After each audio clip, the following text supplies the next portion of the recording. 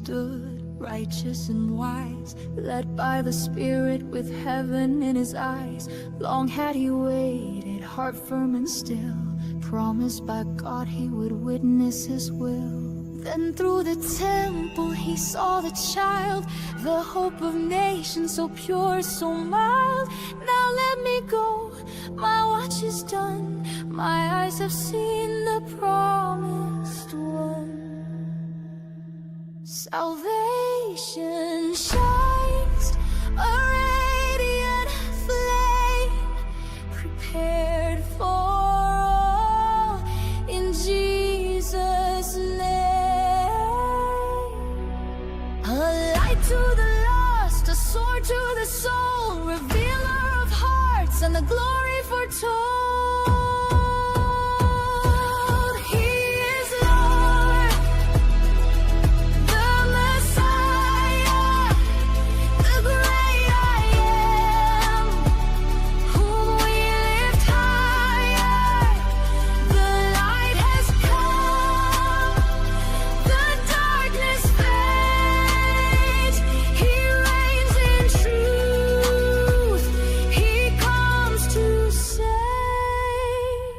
There stood a woman, Anna by name, old in her years, but steady in flame. She fasted, she prayed, she dwelled in grace, a witness of God in the holy place. Then joy arose, her voice rang free, declaring the Christ for all to see. Oh, sing, oh, rise, Jerusalem, redemption comes through Bethlehem. The child is here, the veil will break, the dawn has come, the world will wake. He is Lord, the Messiah, the great I am, whom we lift higher. The light has come, the darkness fades. He reigns in truth, he comes to save. Now it is mine, this holy hour. I choose the cross, I yield to his power. Forever Lord, forever Messiah. With all I am, I lift you high.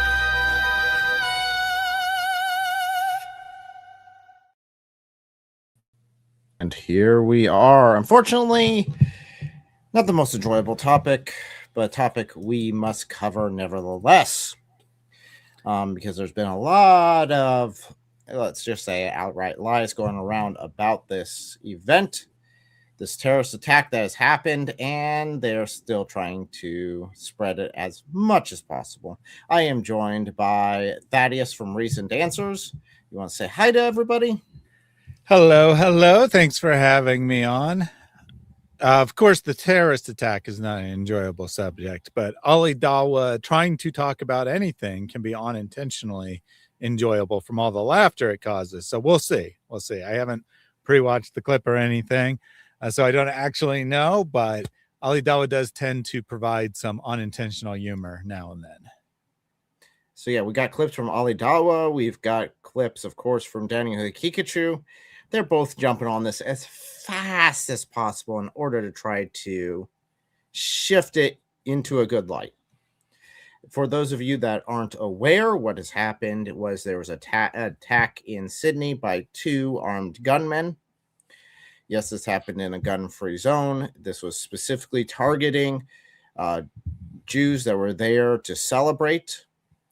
And there were 2 Muslim. The 2 attackers were Muslim. They were there, open fire. One Muslim man that wasn't part of the attack jumped in and wrestled the gun from one of the gunsmen, ended up getting shot in the process. So the major question that keeps being asked around is, well, which is really representing Islam? Is it the gunman or the hero who's jumped in to save people. Now, it takes guts to do that. It takes gumption to do that. Congrats on him for doing that. That is very good. Very good on him. Unfortunately, I don't think Muhammad would have been very pleased with you. So at least that is it kind of depends, I guess, right? Like which phase of Islam is in place in Australia, right? Because Muhammad had different teachings at different times. What was ever most convenient for his circumstance? So there is a possibility that Muhammad would be like, yes, that's exactly what you should do. You should have tried to exert power when you don't have any. So that's a possibility. Now, of course, ultimately, Islam's goal is to subjugate the whole world, or as they put it, bring people to submission to Allah, right? That is the goal of Islam. However, Muhammad was, in addition to many other things, he was a practical guy in that he didn't believe that his God would allow him to be victorious when he was small in numbers. So he was very practical and said, when we're in small numbers, we need to just be very peaceful and be very friendly to everyone. We'll wait till we get larger numbers, then we'll move on that. So there is a possibility that Muhammad would be like, yes, exactly. Those people were foolish. Yep. So it's a question of power. Does he have enough power to get away with murder, or hey, you can't do it, so don't even try. So, but of course, the Muslims here are pivoting pretty quickly to it is all a Jewish conspiracy. These are because we had 3 apparent Muslims involved, 2 of which were working for the state of Israel, obviously. So see, that's what it is. It's actually Israel and the IDF who's doing it according to the Muslims.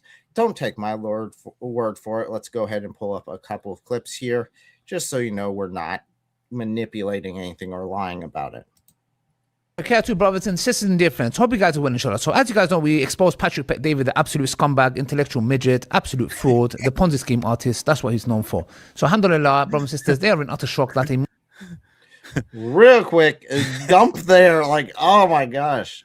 Okay, no. There's a kind of self-contradictory, right? You can't run a Ponzi scheme and also be incredibly stupid, right? It's not a good thing to do, but it does take some intelligence. So either he's a scammer or he's stupid, or neither, but you can't be both because that doesn't really work. See, that's the case. And even with their approach to Israel, that's the same case, because they act as if Israel is this stupid group of people, but at the same time, they completely control every aspect of everyone's lives and can make anything happen. But obviously, they're too stupid to cover their tracks. They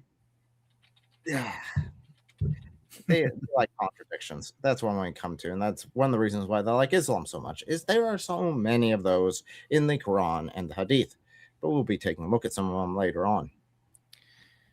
And by the way, the last time Ali Dawah successfully exposed something in a non-Al-Zut sense was never. This guy lacks the intellectual ability to expose anything.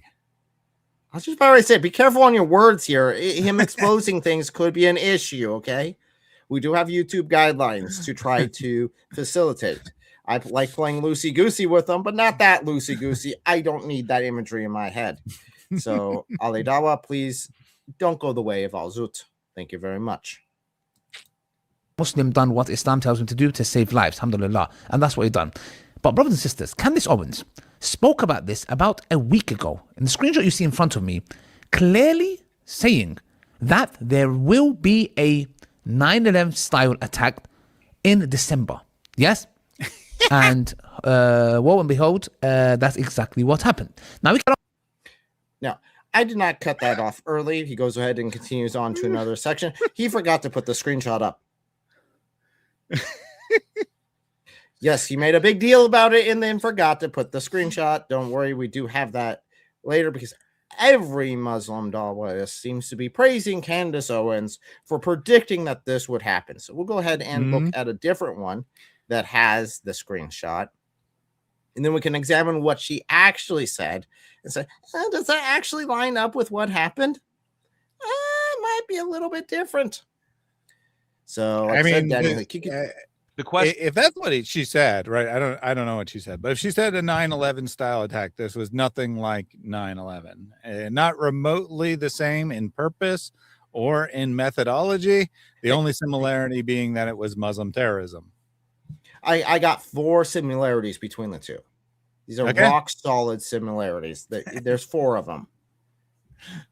I also have like 7 things that are absolutely nothing alike, but the 4 are the ones they're going to focus on. I just think it's funny that Ali Dawah and other Muslims they suddenly are in love with Candace Owens because she's kind of gone off the deep end and she's a crazy conspiracy nut, and they're like, yes, this is what we need to embrace. We need more people like her in Islam. We need our own Candace Owens in Islam. It looks like simping to me. Looks like they're just simping and trying to get another one of the wives in the background, if at all possible. Question that people have been asking, and many have proposed this conclusion that this was another false flag. This was another false flag event. It just so convenient. Yeah, because he thinks that Candace is right about Charlie Kirk being assassinated. That was actually Israel who was behind it. Oh, okay. And the wife is involved. I don't know how that would be a false flag exactly, though, right? Because for it to be a false flag, it has to draw sympathy to Israel, right? To be an Israeli false flag, which the death of Charlie Kirk, well, did a lot of things. It certainly didn't make people be like, oh, the poor Jews, they're being attacked, because he wasn't a Jew or sympathetic to Israel. Generally speaking, he was, fairly moderate, had a pretty middle of the road position on Israel. So it doesn't do anything for Israel. So why in the world are they going after him for a false flag purpose? I don't know. Now, as far as I know, there's never been proven any false flag. This is just conspiracy nonsense in general. Right? I've never seen a proven instance of anyone attacking their own group to draw sympathy to their group that's been proven. It's just a conspiracy thing that people say. But apparently it's another one. Yeah, but it seems that for some reason these guys are jumping on it left and right and center. That she predicted this, and therefore there was some sort of hidden knowledge that she could obviously see this, so she's right about this being some sort of staged event. Conveniently serves a Zionist interest, so convenient that all of these events, these mass shootings or whatever, they fall into the interests. They serve the interests of the Zionist state. Is that a coincidence? Maybe. I don't know. We're going to analyze that question in this stream. And what was very interesting as well is that Candace Owens, back in November, tweeted that there was going to be a major false flag in the second week of December. So what Candace Owens tweeted back in November, and people pulled up that tweet, and they were quite surprised because a lot of Zionists were laughing at Candace Owens, saying, "Oh, well, where was the false flag? Where was the?" A lot of people of all varieties were laughing at her. Yeah, it's not just the Zionist guys. There's a lot to laugh at when she goes off her deep end and starts really just. You realize she's been off her meds for way too long, and there's a reason why some people are medicated. But the mass casualty. For her to know that there's going to be a false flag, right? She would have to be told.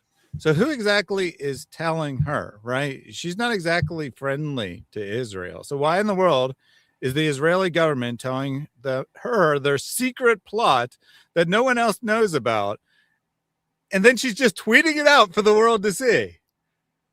What? It's it- actually a divine prophecy that Allah is giving her, I according guess. to these guys. I mean, that would be more plausible. Not that either is remotely plausible, but I mean, her like having a secret prophecy would be more plausible than Israel intentionally telling her their plans so that she can broadcast them to the world. Or she just looked at what was going on and she made a wild guess. Mm-hmm. And I can make a prediction. There's going to be Muslim terrorist attacks in Nigeria, several more before the year's over. Now, I can pretend they're false flags or whatever, right? I can add whatever additional information I want to that. But it doesn't take much to predict that there's going to be a Muslim terrorist attack somewhere in the world in a given week, because there are multiple Muslim terrorist attacks somewhere in the world every week. Yeah.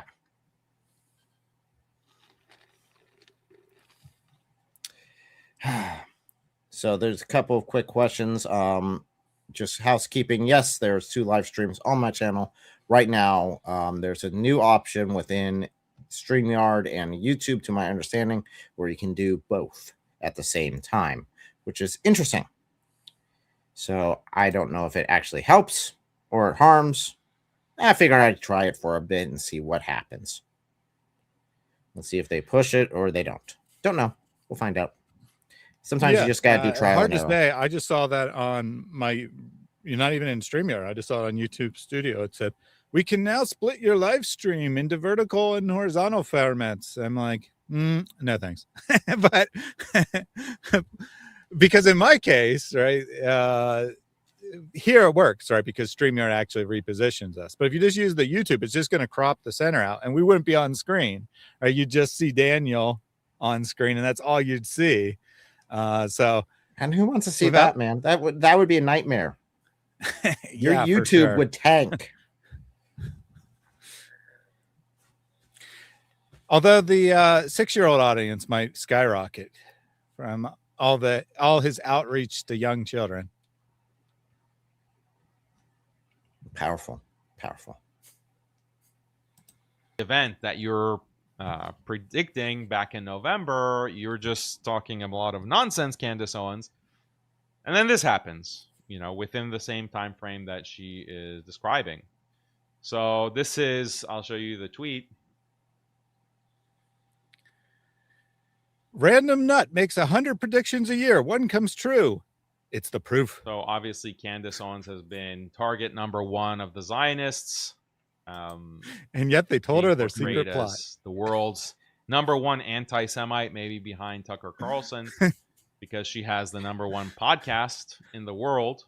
And yet, for some reason, this extremely powerful organization that seems to run everything in the complete world can't seem to stop her or find out how to unplug the power from her studio, because, well, I mean, or drop her from the internet, or prevent her in any way from doing this. Yeah, I mean, or just send their Muslim assassins after her, right? Yes. Again, his mindset is Israel is this powerful. They can do anything they want, and they can openly do it and get away with it because plenty of people will just follow it. So why is there a loud objection? When Islam comes into power, it does not allow any objection. It kills off its objectors. So why wouldn't they expect Israel to do the same if that's the same mindset that they're putting on them? Well, and not only that, not only did she somehow find out about this and broadcast it to the world, but apparently Israel was powerful enough to pull this off, keep it secret from everyone about her, including the perpetrators, right? The perpetrators, well, one of them died on the scene, but the other is still alive. And as far as I know, they haven't said that they are working for Israel or anything. So keep it from them as well. But for some reason, not powerful enough to delay it a week or move it up a week so that she wouldn't be correct. See, here we go. We got another prediction right here. Water will be wet. Powerful. You must have secret knowledge from the Jews. Somehow. Number 1 or number 2. And she is just constantly criticizing Israel and accusing them of perpetrating false flags to perpetuate their genocide. So here's the tweet. Yeah, all that's reason to not believe that she had inside information. He just said she's constantly accusing them of this. Yeah, so she's constantly making the same prediction. One time there's an attack on Jewish people, and you say, oh, shit, this is the proof that she actually does have knowledge. What? How does that work? You just said she says this all the time. Exactly. So she's throwing out darts left and right, and this one just happened to stick in a way that they can use it. So decided to run with it. So let's see what the actual tweet is here. Let's see what he has to say about it. They have been signaling that a 9/11 style attack is coming the second week of December. Save this tweet; it will age well. So a lot of people are saying, well, let's see how it aged, because guess what? We are kind of in the second week. I would have said we were like in the third week. Okay, well, so you're going to say the full week since it started on a Monday. Fine. Okay, fine. Let's see, 9/11. So is Candace Owens right about this? So there are some similarities. Like I said, I saw 5 similarities between this attack and 9/11. The similarities are both were terrorist attacks. Yeah, Okay, that's check. one. They targeted citizens. They Isn't were that just both the definition intended of a terrorist attack, though. similarity. Okay, that's 2. Let me think. They both wanted to cause mass casualties. There's that. Okay. That's the intent. And Muslims did both, because that's about it. And That's human about all it beings. is. Human beings were involved. Yeah, so just to think how incredibly, and Ali Dawah mirrored this. He said that this is the same, that it's just the same sort of style. The answer is no, it's not. Yeah, I mean, they're basically the same, bro. One is a random shooting, right? Well, not random, I guess, targeted shooting on Jewish people. The other is hijacking 4 airplanes and running them into landmarks associated with American capitalism. Yeah, very, very similar. Very similar. I could barely tell the difference between these two. Yeah, not even the same nation. Okay, they can't even get the nation right. 2 completely different nations being attacked. Casualty wise, there's like, in the attack in Sydney, there was 15 casualties. In the 9/11, there were almost 3K people that died. So 3,000 people died, lost their lives approximately. And 19 of those were the hijackers. There were more terrorists in the 9/11 attack than there were casualties, including the terrorists who died in the Sydney attack. So not even close. Methods of attack, of course. That's actually an excellent point, right? Because 9/11 was very well planned, right? It took years to plan. They had people going through pilot training, being in the United States for a very long, extended period as sleeper cells, targeting very high profile targets that have nothing to do with Judaism, by the way, I will point out. Clearly an attack on the U.S. government or the U.S. way of life.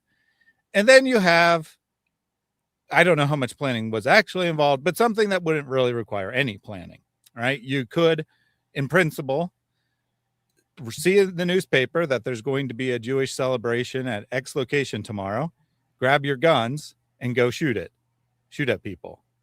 I'm not saying that's exactly what happened, because I don't know, but in principle, you could, right? It wouldn't require any planning. There's no way you could do 9/11 without extensive planning. So similarities,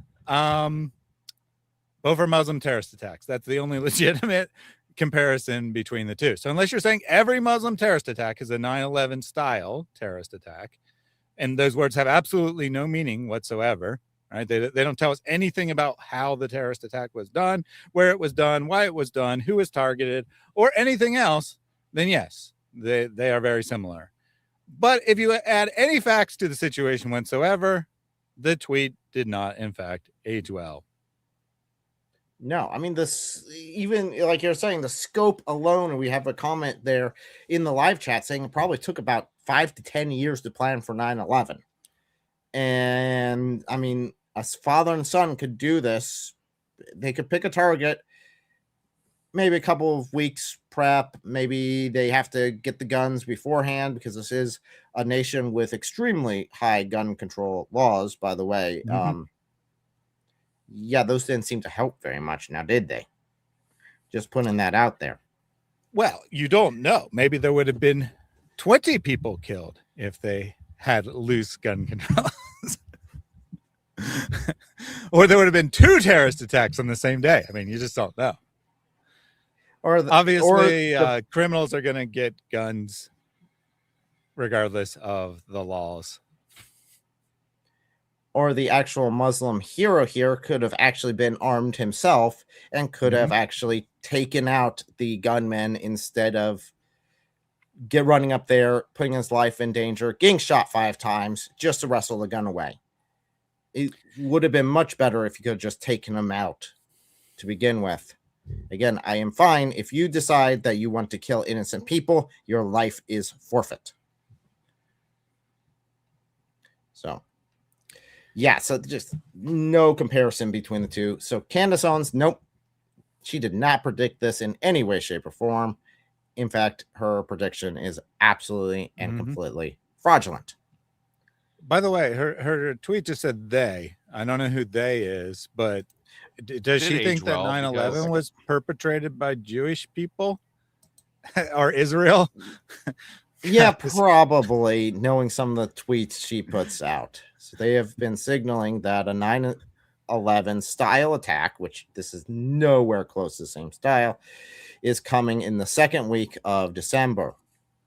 Save this tweet. It will age well. Because if I didn't know that Candace Owens put this out, I would assume they would be Muslims, right? Because that's who's responsible for 9/11. So I don't know why Israel would be signaling that they will be doing a 9/11 style attack themselves.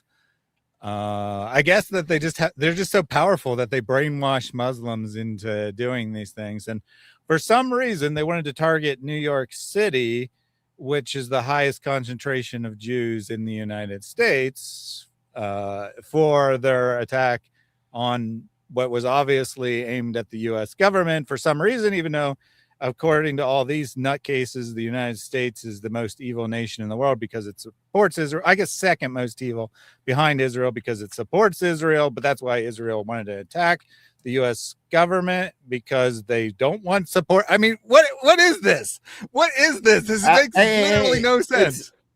It's the master plan. You see, instead of attacking the people who are trying to kill you, you see, you turn your guns on your supporters and gun them down, and then they throw more money at you or something like that. That's the logic here.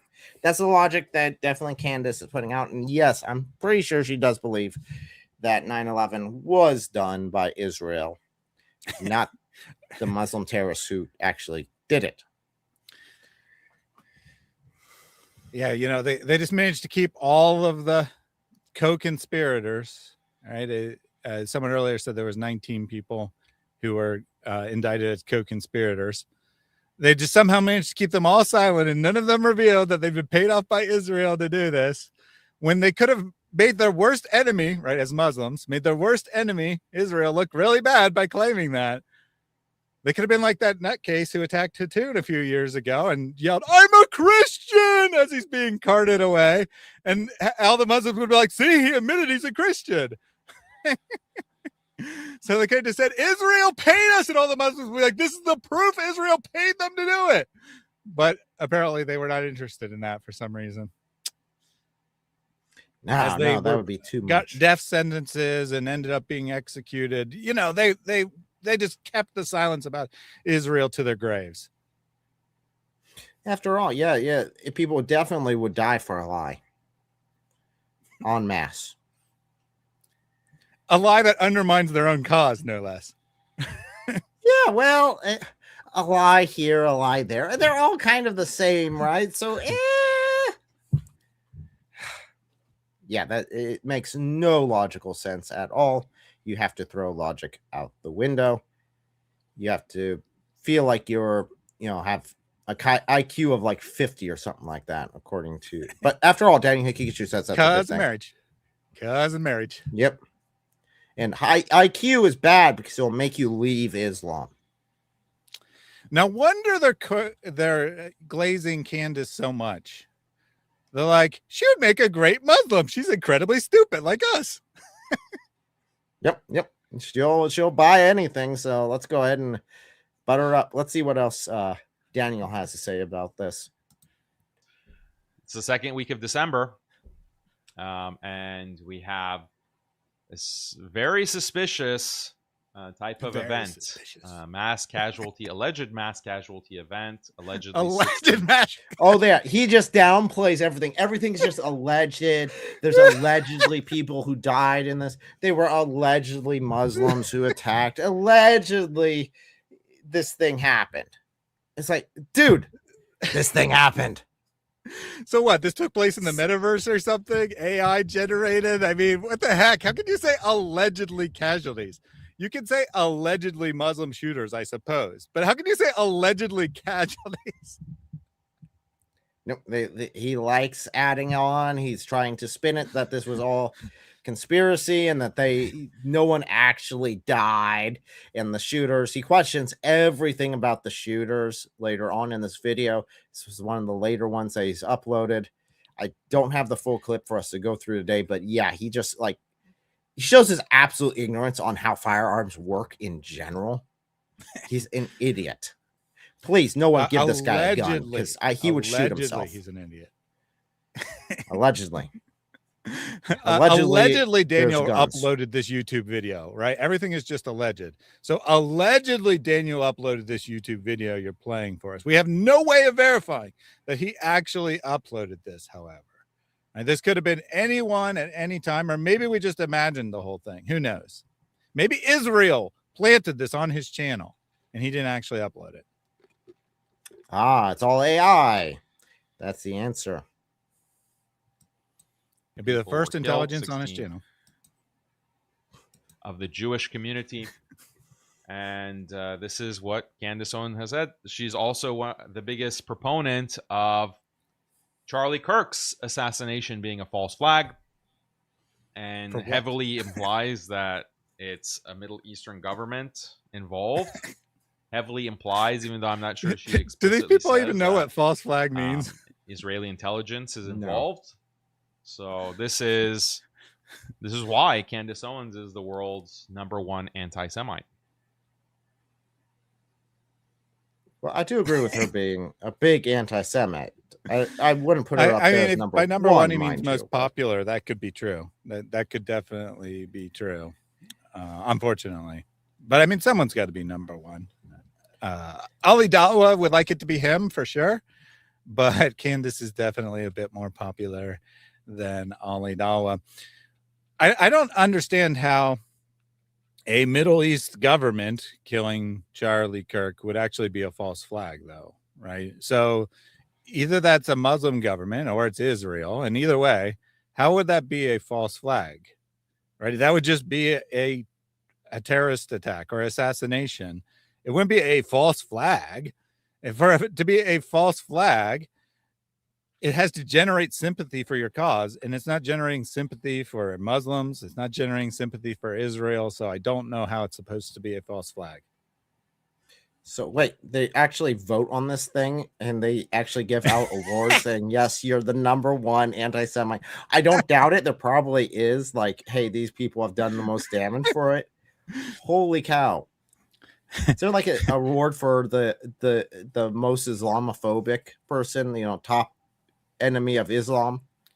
I'd be interested to see that one. Yeah, I'm curious. Is that like the Dawah Awards? I mean, it might be. It seems like a Might be at this category they'd point. have at the Dawah Awards.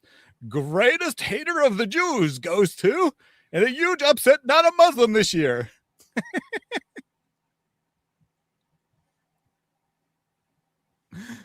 So, okay. Well, in all this, though, if she were to predict that this exactly were to happen, would you say that they would be praising her for this, that this would be a good thing according to them?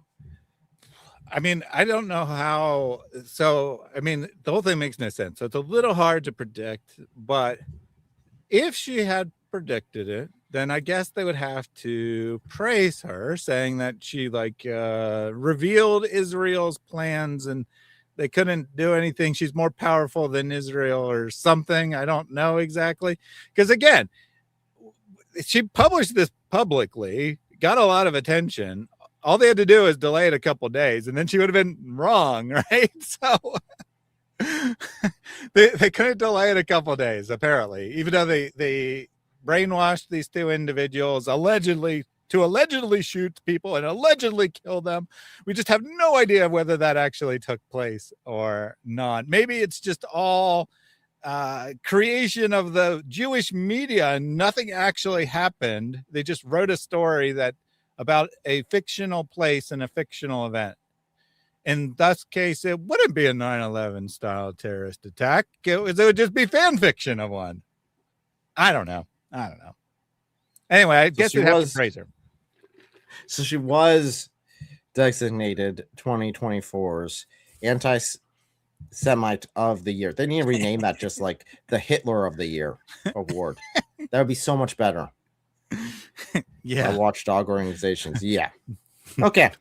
Well, then in that case, I guess she actually did earn that. I'd say that, yes, it seems by her content playing out. I don't know, though. I mean, there's still Hassan Piker. It's a close call between the two of them, and to be honest here. Oh, that is true.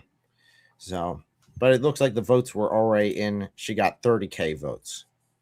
So I don't know what the amount of people voting. I wonder if she told her audience to go and stuff the ballot. Guys, go vote for me. I'm up for a major award. I wouldn't put it faster. I wouldn't put it faster. So going back to the topic, though, they said based upon this very vague statement that she put, and they tried to align as much as possible and give her credit for predicting this, giving this prophecy and it coming true. Daniel, just a little bit later, pointed out someone else who gave basically, I would say that she just gave a guess. This guy gives a warning based on actual intel of an Islamic attack that was going to be coming to Australia in the near future based upon what Australia has been doing, and they condemn him for this. So it's like, okay, for Candace, you're parading her around saying that she's done this great thing. For this other guy, you condemn him. Because but they both predict the same thing.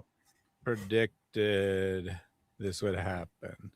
Now, I mean, again, he might not actually have real intel. I don't know anything, right? He may or may not have had real information. It could have just been a blind guess that happened to be right.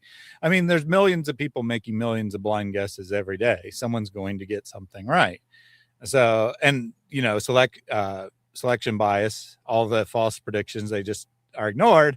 And then in retrospect, the true prediction is elevated and said, this guy must know something. So I don't actually know what the case is here, but you'd think they'd both have to be praised, right? They'd both have to receive the same outcome, saying, aren't these people so smart? Or if they want to stick to it all being Israel, they could be like, see, this guy was hinting that Muslims were going to do it because he works for Israel. And Candace revealed the truth. It was really Israel, not Muslims. So that is the accusation there. We'll take a look at that shortly. But yes, that would be the case between the two. And I'd just say that he's making a guess. It doesn't take a genius to put two to two together. But here we go. 100%. Like I said, I predict there'll be many Muslim Israel's terrorist attacks next year. Probably over 365, i.e. more than one a day on average. I predict there'll be next year in the world. We'll have to check back next December to see if I was correct. Yeah, write that down. We'll take a look. I'd say yes, because they are getting more and more desperate. And as Islam gets more and more desperate, they resort to violence more and more. But let's see what he has to say about this other person who looked at the evidence and said, you're going to have a terrorist attack here pretty soon. Interests. What Israel wants to do, which is get the Western populations to push their government to support invading Iran and inciting regime change in Iran. Sounds like that's exactly what Israel wants.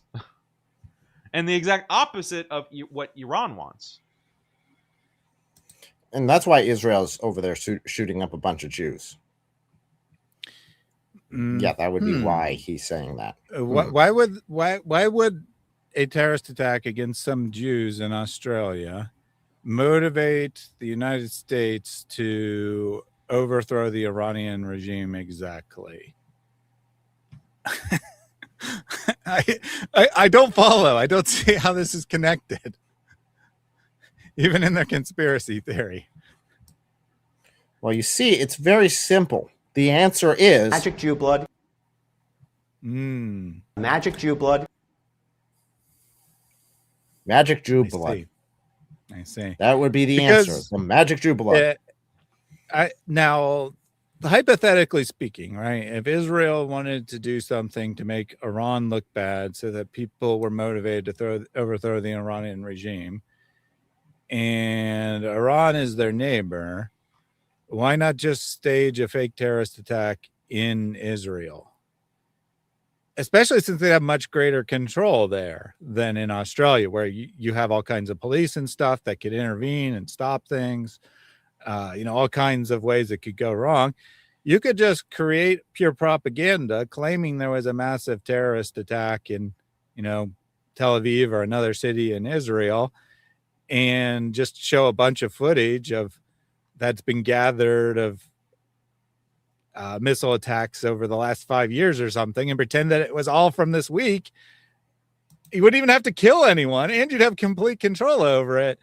That seems like it'd be a lot more effective and a lot easier to pull off than attacking a random group of people celebrating Hanukkah on literally the other side of the world. But Thaddeus, stop thinking about this. Remember, this is a people, according to Daniel Kikachu, who are supposed to be very low intelligence. I'm talking about the Muslims are supposed to be very low intelligence, so they're supposed to buy anything that's sold to them. Got it. So how does this make any sense? This is like, are we supposed to be like, we're supposed to turn off our brains? Like, are we supposed to pretend like we're just apparently to believe IQ and go for the narrative? Wait, wasn't he just saying that in the debate that low IQ is a good thing, and he prefers low IQ people? Now he's here in a video complaining about this, saying what do they expect us to be, low IQ people? Well, maybe if you didn't parade this around on stage, yeah, they would kind of not expect it. But you're the one who's parading it around on stage, so yeah, we kind of would expect you not to have a high IQ. Definitely when you say that you prefer these type of people.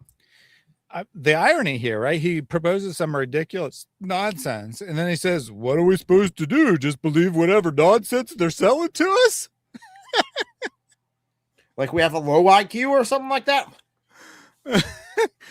By the way, we in the Muslim world celebrate low IQ. You're not We're just selling supposed me to on turn you off having a our high brains IQ. and blindly accept whatever the media is telling us.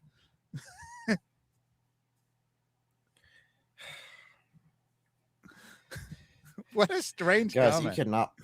You guys cannot make this stuff up. It hasn't even been like 3 months since this debate. It's like the debate was not that long ago, and he proudly declared there that he prefers low IQ people, because if you're high IQ people, then you would leave Islam. But I guess 50 is his limit. So like between what he classifies low IQ and 50, there's like a little gap there that's like, this is the golden space where you're stupid enough to take Islam, but you're not too stupid for him. Because that's basically what he's at here. That's what he's arguing. So I got a short for you, Eric. Take the clips of Daniel praising low IQ and then play this clip of him saying, what, are we low IQ or something?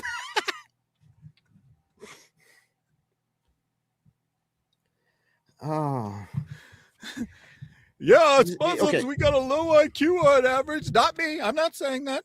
Don't take me out of context. I'm not saying that. That's Daniel saying that. That's Daniel. And then he says, what? You just expect us Muslims to believe this? Like we have a low IQ or something? I do want to highlight something here. This is what happens when you don't actually care about, one, having integrity, or two, the truth in any way, shape, or form, where you think that lying is completely acceptable. You can say something one week and then flip on yourself the next week because you don't care about keeping things consistent. You don't care about having, like I said, integrity between, oh, well, I did say that I like low IQ people and it's a good thing that people have low IQ. As soon as it is inconvenient, I just throw that under the rug. I'm a dishonest person. So no, high IQ leads you to Christianity in the end, period. That's something that's been proven throughout history. But yeah, and I'd say I would agree with Daniel in the debate saying that if you don't have low IQ, then you won't be able to be a Muslim because you will have to reject Islam if you get above a certain IQ level. And the IQ level they were arguing was that a basic management. The requirement for you to be able to have basic management skills. So these are your champions, Islam. These are the people that are being put forth as the example, as the best of your argument presenters, your best debaters. I'm not impressed, man. Mm-hmm. I'm entertained. Don't get me wrong. I'm entertained. I'm just not impressed. That they're pushing. And this was a, some people are calling this a smoking gun. But this is basically, what's his face, Netanyahu, threatening Australia. So Australia decided in September to recognize the Palestinian state, despite Netanyahu warning them that if you do this, there's going to be a lot of problems. There's going to be a lot of anti-Semitism arising because of this. And what do you know? It seems like a lot of these things happening are matching Netanyahu's prediction perfectly. Yeah, because Israel's the one behind it, according to this logic. So there he is. He's threatening, Israel's threatening Australia with this supposed attack. It couldn't possibly be that he's just looking at it and saying, well, these guys seem to blow up every nation they go to. And they seem to have a lot of terrorist attacks because, well, they keep killing non-Muslims, which, by the way, we'll get into that later about is that actually Islamic or not. But it seems to be a trend here. Guys, if you accept this and welcome these guys in, there's a good chance you're going to have a terrorist attack. Oh, you see, there was a terrorist attack, and here he was threatening them. Yeah. No, he was just saying that just A plus B equals C. 1 + 1 = 2. So I have 2 comments. The first one is trivial, but is anyone else like extremely annoyed every time you watch Daniel and how he like half laughs every sentence? Like, I know. My name is I was Daniel.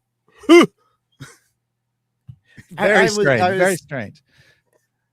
I didn't even pick it up that it was supposed to be a laugh. I told Elle about it. I was like, man, this guy needs to get this medical. He needs to get to some medical attention because he seems to have a breathing issue here. That seems to be like every sentence. He's got this like gasping thing he does. Man, he just needs to seek some medical attention.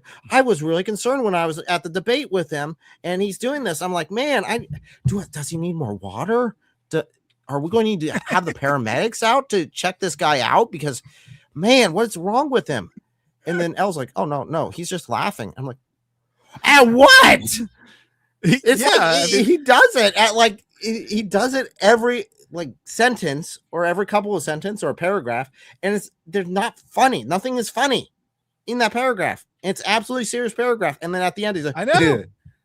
Well, here I understand why he's like, doing this fake half laugh because he thinks it's hilarious, the idea of Israel organizing or threatening terrorist attacks, whatever. But he also did the same thing earlier when he was describing in a neutral way what happened in Australia. He's like, and 14 people died. This was a really tragic event. What are you doing, buddy? Why do you find everything funny? Now, my real comment here, apparently, if you complain about the policy of any other country or the decisions they make, that is an implicit threat, according to Daniel. So when he complains about U.S. law, that is an implicit threat against the U.S. government by his own logic. So since Daniel is making threats against the U.S. government, I think he should be locked up as a terrorist. Yeah, so because that's all Netanyahu did. As near as I can tell, I didn't watch this clip, obviously, but as near as I can tell, all he did is say, we don't like the new policy of Australia. Well, I have seen the clip, and it is just basically, hey, you guys accept this, you guys promote this, be aware that there will be an increased amount of anti-Semitic attacks, that this seems to be a trend. I mean, if someone were to tell me that, it seems like a basic friendly warning saying, hey, this just seems to come along with this, is you might have this, so just be aware with it. It wasn't saying, well, if you don't do what we say, then, there's going to be more attacks. We're going to kill more. I mean, there's going to be more Jews killed in your area, and we'll make sure of it. Yeah. Wait, hold on. More of your people will be executed in my nation because I didn't do what you. Yeah, imagine Can you that. get this through your head? How is this actually a threat? I am going to kill more of my people because you didn't do what I told you to do. Imagine if Daniel said, like, okay, so they say the U.S. with U.S. probably wouldn't do it. It'd probably be a violation of U.S. Constitution. But say like France, right? France passes a law that's restricted of certain Muslim practices, and Daniel gets up there and says, passing this law is going to target Da'is. There are going to be more Da'is who are targeted as a result of this. And then someone shoots a Da'i. I guess that means it was inside job, right? Exactly. So every time Guys. Daniel complains about some policy of the U.S. government being anti-Muslim, that should be motivating Muslims to go kill other Muslims to raise false flags, because by his logic, that's what he's asking them to do. By his logic, yes. I would still find that tragic. Oh, yeah, certainly. I'm not actually would find that advocating tragic. And I think the only reason that, guess what? That threat would actually work in some way, at least making me pause, because I wouldn't want to see them, because I know if they die as Muslim, they're going to go to hell. Yeah, I know that. So I wouldn't want to see Muslims executed by other Muslims because of an action.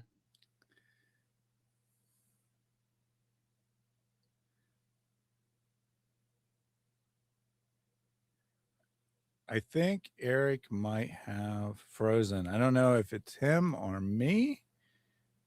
Let me see. Yep. He's frozen and I'm not frozen apparently on the live here. Am I back? Okay, you're back now. Yeah, I just saw everything start going black and a bunch of swirlies in my view. And I was like, I am not hallucinating or seeing visions like Sam. So this isn't. It was the orbs. It was the orbs. It was the orbs. It was the orbs. They interrupted the live. It's the possessed demon cat that keeps getting in my live streams all the time that I keep around and I keep feeding for I some hate weird this reason. cat. That's why I keep it around, so I can yell at it all the time. During his live streams. It's really weird.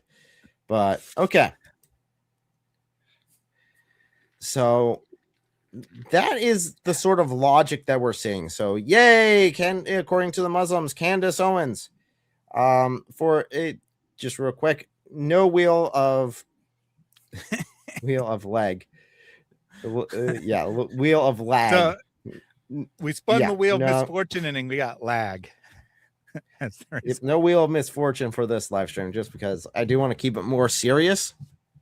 It's kind of hard whenever you're talking about what Daniel Kikachu or Ali Dawah said, but this is a more serious topic, and I didn't think confetti falling on my head would be applicable for this.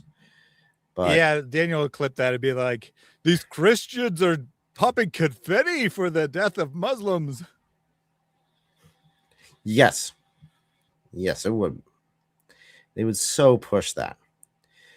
But let's see about the actual question, according to Ali Dawah here, that we should be asking. Let me play that clip. Let's ask. I always recommend let's going to ask a Ali Dawah to question. find out what questions we need to ask. Yeah, because this is a critical one we need to ask. Look, let's ask a question. The question that needs to be asked is that act that happened in Australia, is it Islamic act? Has it got a place in Islam? Does Islam allow it? The question. That is a valid question. Now, question. You tricked me. It's Ali Dawah's clip, but he's not talking. So it was actually a valid question. Well, Ali Dawah does say here in a second, that's a good question. But so it's fine to ask that question as long as the answer that you get would not cause you to doubt Islam. Because if, for example, you finding out that yes, Islam accepts and promotes terrorism on a global scale, you would be, might lose a little bit of your faith. If that's the case, according to the Quran, and that's 5:101, you are not to ask that question. You are forbidden to ask that question because it might cause you to doubt. Mm-hmm. But if you're just going to spin it and lie about it and try to cover up, then you're perfectly fine. But let's see where they go with this. Right, Sheikh. The question is this. There are two Muslims doing two acts. Which one belong to Islam? Well, so-called Muslim, we know nothing about them. We know Yes. nothing about them. We don't know nothing about them. Not only that, let's suppose they are Muslim. No problem. Yes. Okay. There are two. There's two individuals who. Wait. So we know nothing Yes. about the perpetrator and also the hero here, right?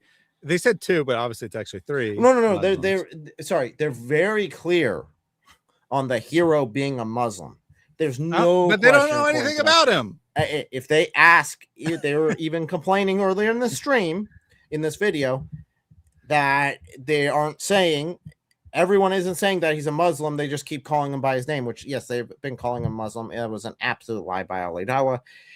Everyone's been saying that it was a Muslim who stopped at least one of the attackers at a certain point. I'm not sure if later on he got another gun and continued firing, but nevertheless, he's at least helped stop the situation. I mean, he at least tried, right? At least did some good. And very heroic, as you pointed out, right? He wasn't armed himself. He was injured as a result, severely injured as a result of this. No question that guy is a hero. I have no problem saying that he's a Muslim and he's a hero in this situation, right? I don't need to say that every Muslim is a horrible person. In fact, I will flat out say that 99.99% of Muslims are much better people than their prophet. So, like, even Ali Dawah is much better than his prophet because he has some sort of standards and Muhammad had none whatsoever. But the question is, is this an act of Islam? Now, they want to be very quick and say, we don't know anything about these people. We don't even know if they're Muslim, but we know the other guy is because he's the hero, apparently. We don't know anything about the people being shot at. How dare you say they're Jewish? But your logic. I mean, they were just there celebrating Hanukkah. They could have been anyone. It could be anyone. How dare you say they're Jewish? You don't know anything about them. You probably don't even know their names. And yet you don't have any problem saying what they are. So this is just complete gaslighting and hypocrisy here that we can't tell you. We have no idea if they're Muslims or not. Just say they're Muslims. And then if you want to argue, which I'm sure they do because they're frauds, but they want to argue that their acts have nothing to do with Islam. I can say that a Christian did something that is in violation of Christianity, right? I don't have to say, well, he's not a real Christian because he did something immoral. No, but they're so concerned with Islam's earned reputation for being a violent terrorist religion that they have to even pretend that who knows whether they're Muslims or not. They just have Islamic names, and they just were seen attending the mosque every week, and they just wrote a manifesto saying, I'm doing this for Allah's sake, but they could be anyone. And obviously I'm making that stuff up, but you could go get the information. I'm sure you could go get the information establishing that these are definitely Muslims. Personally, I'd say if the media says it, it's definitely true because the media will do everything it can to cover up that the perpetrator of something is anything other than a white male Christian, right? If the perpetrator is anything other than a white male Christian, they'll do everything they can to cover up their identity. Absolutely. So, yep. So, according to him, there's supposed victims, and now they're supposedly Muslim, and putting everything in doubt except for the parts they like. Which, again, is an indication of someone who actually doesn't care that much about truth. If they are throwing this much confusion on the very basic aspects of it. And, I mean, you could, if it's right after the shooting, you can say, I'm going to wait for the information to come out before making a judgment. That is completely and utterly valid to say. I'm not saying that it's not. What I am saying is that after all the information's come out to say, well, he may not have been Muslim. I mean, it's just a possibility that they could have been, or the possibility that they might have been shot. Someone might have shot a gun at this. We just don't know. It's like, okay, no. There's some facts we actually do know. Yeah, to that point, when I first heard about this taking place, there wasn't really much information. And I said, let's not jump to conclusions, right? That this could have been motivated by many factors. It wouldn't have to be motivated by Islam. Now, I mean, it's a reasonable guess, of course, but it wouldn't have to be, right? There are non-Muslim attacks on Jewish people, and there are also just random psychotic attacks. And it could have, in principle, been a coincidence that it was a Jewish group that was targeted. Now, the fact that it was at a Hanukkah celebration, kind of gives you a good guess, but until leave it open and say maybe this was just a mental patient who had a psychotic break and shot up a bunch of people at random, right? It's a possibility, but once you establish the facts, then you need to actually acknowledge the facts and not just be like, well, we just don't know. Maybe they're not real Muslims. Now, just as a point of reference for myself, as far as me coming to know about this event, I first got to hear about it from Ali Dawah. So his video is the first one I saw, and I was like, oh, that's interesting. I should look into this more. And it's like, oh, yeah, you just completely and utterly mischaracterized everything. So you're saying that Ali Dawah was so quick to get out a video that you actually saw it there before any mainstream media source? Yes. Then again, I wasn't really paying attention to mainstream media source at the time. No, I mean, I don't really pay a lot of attention either. But still, that is very interesting. Very interesting that he was the first one to hear it. I didn't hear it from David Wood or anyone else before I heard it from him, from Ali Dawah himself. And it's like, oh, well, interesting. So it should be telling, because on all the other attacks, I always hear it from someone else, and then maybe a couple weeks later, Ali Dawah might touch on it a little bit, or like after everyone else does it, he might touch on it a little bit. But here he jumped on it immediately because he got to parade around a Muslim as the actual hero. So, I was thinking it was actually the opposite, that it was because it was attack on Jews as opposed to Christians or, you know, Muslims, since most Muslim terrorist attacks are on Muslims. That's why he was so excited about it. But also it's just consistent with him in general, right? He'll do anything to chase views, and he has been jumping on. And it's not just Ali Dawah. You know, most of the da'is seem to be on this one-upmanship. Who can be the greater Jew hater, right? I called it the Dawah Awards earlier as a joke, but it's almost true this year, right? It hasn't historically always been the case that they were open about it. No, I mean, it's well known that Islamic hatred for Jews exceeds Islamic hatred for any other group. However, they weren't so open about it until this year. This year, they've kind of just been trying to one-up one another and be like, I hate Jews more than you do. You should convert to Islam because we hate Jews more than anyone else does. Christians are bad Christians because they only hate Jews a little. You need to convert to Islam where we hate Jews a lot. Well, Very you see strange here stuff. There's been some weird stuff that Ali Dawah has tried to do, including like just pandering to Christians and Jews, trying to get them on his side. And this is just an opportunity for him to then spin it as, oh, see, the Muslims are the true protectors. In fact, I think it was either in the video that we'll show later or another video where he's talking about how the Jews need to come to the Muslims to protect them because the Muslims have always protected. Yeah, so with this idiot guy here, it annoys me when people just outright lie about history to an extreme event. And he quotes Spain and saying that the Jews flourished in medieval Spain. Ali Dawah is co-host here. And I'm sitting there like, what are you talking about? You guys massacred the Jews, enslaved them in Spain, and then forced them to write things for you. That was what happened. They weren't flourishing. If your opinion is that they are flourishing because they are enslaved and can't have basic human rights or be able to go and have their religious ceremonies the way they want, that's flourishing according to you. I would hate to see what oppression looks like to you, because your flourishing kind of sounds like oppression. It is very interesting that, according to the Western da'is, at least, the high mark of Islamic history is not like Muhammad or the conquest or the rightly guided caliphs or the vast expansion of the Muslim empire. No. It's Al-Andalus, right? That's always the thing that they go to. The one and only time that Muslims controlled substantial land in a quote unquote Western country and was relatively tolerant by Muslim standards, not tolerant by modern standards by any means, but by Islamic standards, relatively tolerant. This is the high watermark of all of Islam.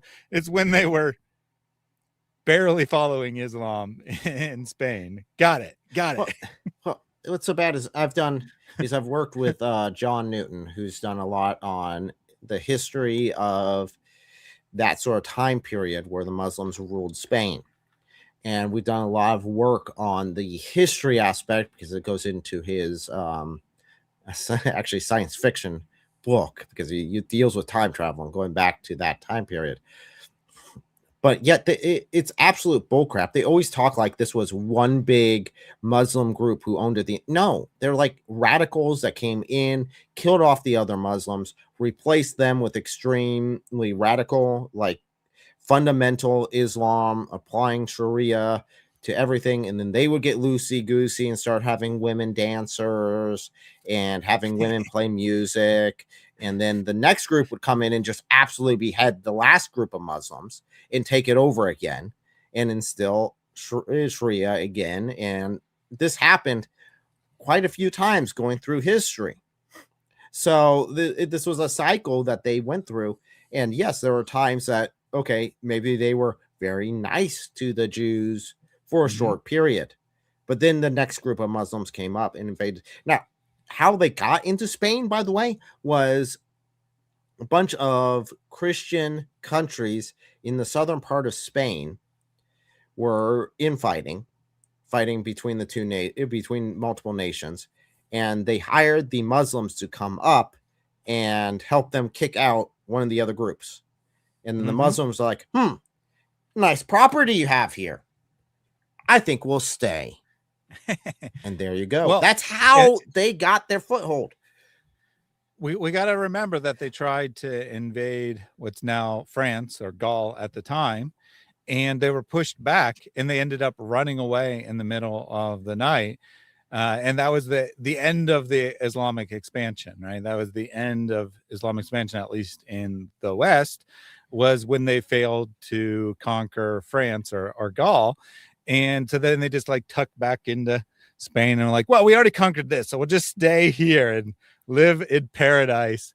But what you described is the cycle of is all Islamic history. You'll have fundamentalists. So let's start with Muhammad, right? He's a very fundamentalist, offensive jihad, blah, blah, blah, blah, blah. But that's inherently unstable, right? It's inherently not a good system. And so over time, they start to compromise. They start to maintain the same rhetoric, but in actual policy, be friendly with their neighbors. And that's what you see in the Middle East now, or perhaps even starting to go into the third stage, where they're just openly tolerant, right? They're openly allowing these things. And if you look at like the Ottoman Empire, it was known for high tolerance of all kinds of anti-Islamic things like alcohol, open sexuality, including homosexuality, was celebrated in the Ottoman Empire. And then what happens is people look around like, this is not Islam, right? This is not what Muhammad wanted. So then you get fundamentalists rising up, and they gain enough momentum and they kill those or drive out those in charge. And then the cycle starts over. And this is the cycle of Islam. It's gone through this cycle over and over again in every place that it's prevalent, including a rise of fundamentalists in the 19th century into the 20th century in the Middle East to respond to the corruption of the Ottoman Empire. And now we're kind of moving past that phase. It's starting to liberalize. It's starting to move towards open embrace. And you look at like Saudi Arabia, right? It's the heart of Islam. And you look at the actual political leaders of the country, and they're trying to push Islam towards tolerance. They want to normalize relations with the world at large, and especially Israel, because Israel actually provides a very important power dynamic in the Middle East that prevents them from killing one another. So the leadership, the governments actually like Israel, but they have to maintain the rhetoric of being, we are strong, we kill everyone, right? Because if they openly embrace the liberalism, if they openly embrace Christian-like values, then you get fundamentalists rising up again. So it's always a struggle in Islam. So absolutely, definitely, when you look at Spain, you see that. Yeah, so they pushed all the way up to the Andes. They were pushed back by Charles Martel, who beat them, pushed them back, but then they just controlled it. I mean, the Christian nations that were there were pushed out to the point of just being basically mountain people up at the top. And they said, well, we'll just leave the mountain people up there. And eventually Christianity was able to push back and push them out. And again, it went back and forth, and you see the whole cycle multiple times. But just as a point of reference, a couple of book recommendations. The Healing Stone by John Newton. That was the one that we did the research on. Muslim Spain. Absolutely fantastic book. If you don't want the like fantasy history sort of section, another good one for history, if you guys haven't read it, was Raymond Ibrahim's book, Defenders of the West. That is fantastic. Goes through, in fact, talks about the Ottoman Empire and the Janissaries, which were the Christian boys who were taken at a young age, sexually abused, manipulated, brainwashed, and then sent back to kill their own family and their own people.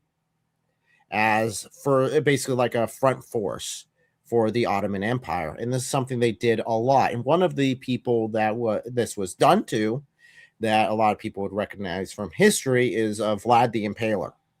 This is what happened. And impaling was something the Ottoman Empire did all the time. This was like a common thing for them to use impalement as a deterrent to fight. So Vlad, as a young child, was taken.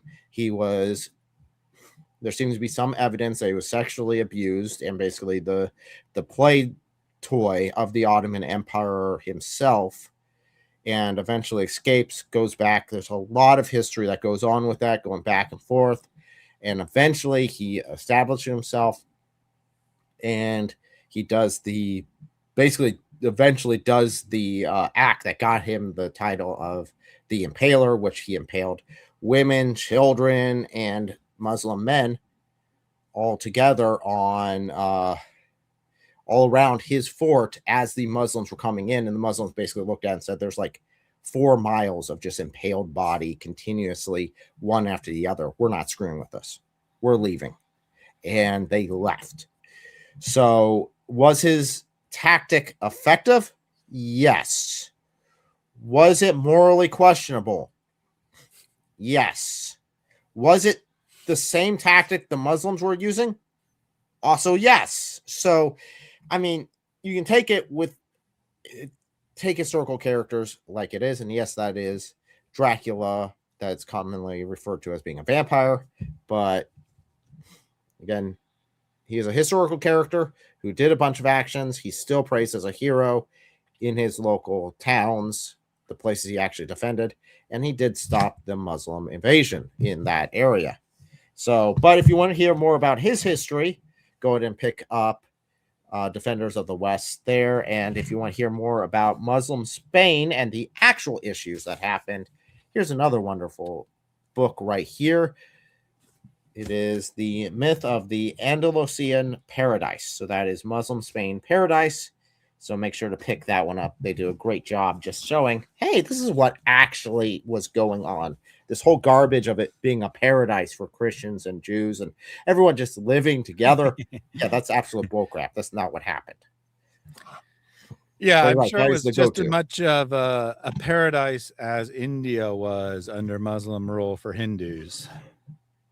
Well, yeah, it was just all coexistence. They actually all believed in God and loved each other. There were no mass genocide or mass executions or, yeah, there's definitely none of those. There definitely wasn't any Muslims writing possibly fan fiction propaganda, but nonetheless writing about how they had to literally walk over skulls to get into the temples to destroy them in India. Yeah, and, you know, definitely a paradise of tolerance going on throughout the Islamic Empire. So, and everyone let's go back. And it just magically 99% of people in most of the countries, although Egypt being a notable exception, just converted to Islam because they loved Islam so much. It was just so beautiful and peaceful that they invited the Muslim armies in to convert them. Actually, that is literally what Ali Dawah says. He says that the Muslim coming and defending the Jews, that's how Islam spread. And I'm like, no, it's not. The shooters are how Islam spread. That's how Islam spread, by the sword or by whatever weapon they could pick up. That's how Islam spread, according to the Islamic historians. Not according to the secular historians. The Islamic historians say that. But and again, if you don't care about truth. Yeah, if you don't care about truth, you'll spin whatever story you want. And he is killing innocent people. Then you've got a Muslim who's coming to save their life. Yes. Now the question we need to ask is the following: wait, I thought which one is following the truth? We don't know anyone about the bad people. Only the good people we know about. Which one is following Islam? Good question. Yes. Is there anywhere in our text, because we want to go back to the reaction, we don't want to be too long, but in Islam, does it say anywhere to kill innocent people? So this is take us to the... Okay. Here's the stupid word games they try to play. What is an innocent person in Islam? Oh, that's a Muslim who is not doing any sort of mischief in the land. That's an innocent person. By mischief in the land, I mean getting in the way of Islam spreading in every shape or form into every house and every family. That would be an innocent person. Are Thaddeus, are Jews and Christians innocent people according to Islam? No.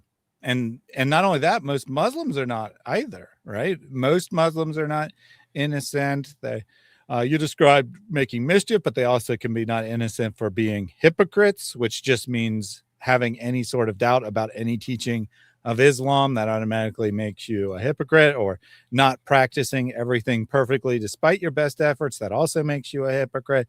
So most Muslims are guilty. All non-Muslims are guilty in Islam. So it doesn't say anything about killing innocent people, but I won't tell you that they are guilty. The Jews are very guilty. They deserve to die. Yeah, so the Jews deserve to die. The Christians deserve to die. And again, we'll go through what the Quran actually says and why they say we deserve to die. Apostates deserve to die. Like you said, hypocrites deserve to die. You also have Muslims of other sects, other viewpoints. They deserve to die. Why? Because they're apostates in your brain, because they believe something that might be slightly different about the nature of Allah, and they deserve to be executed over that.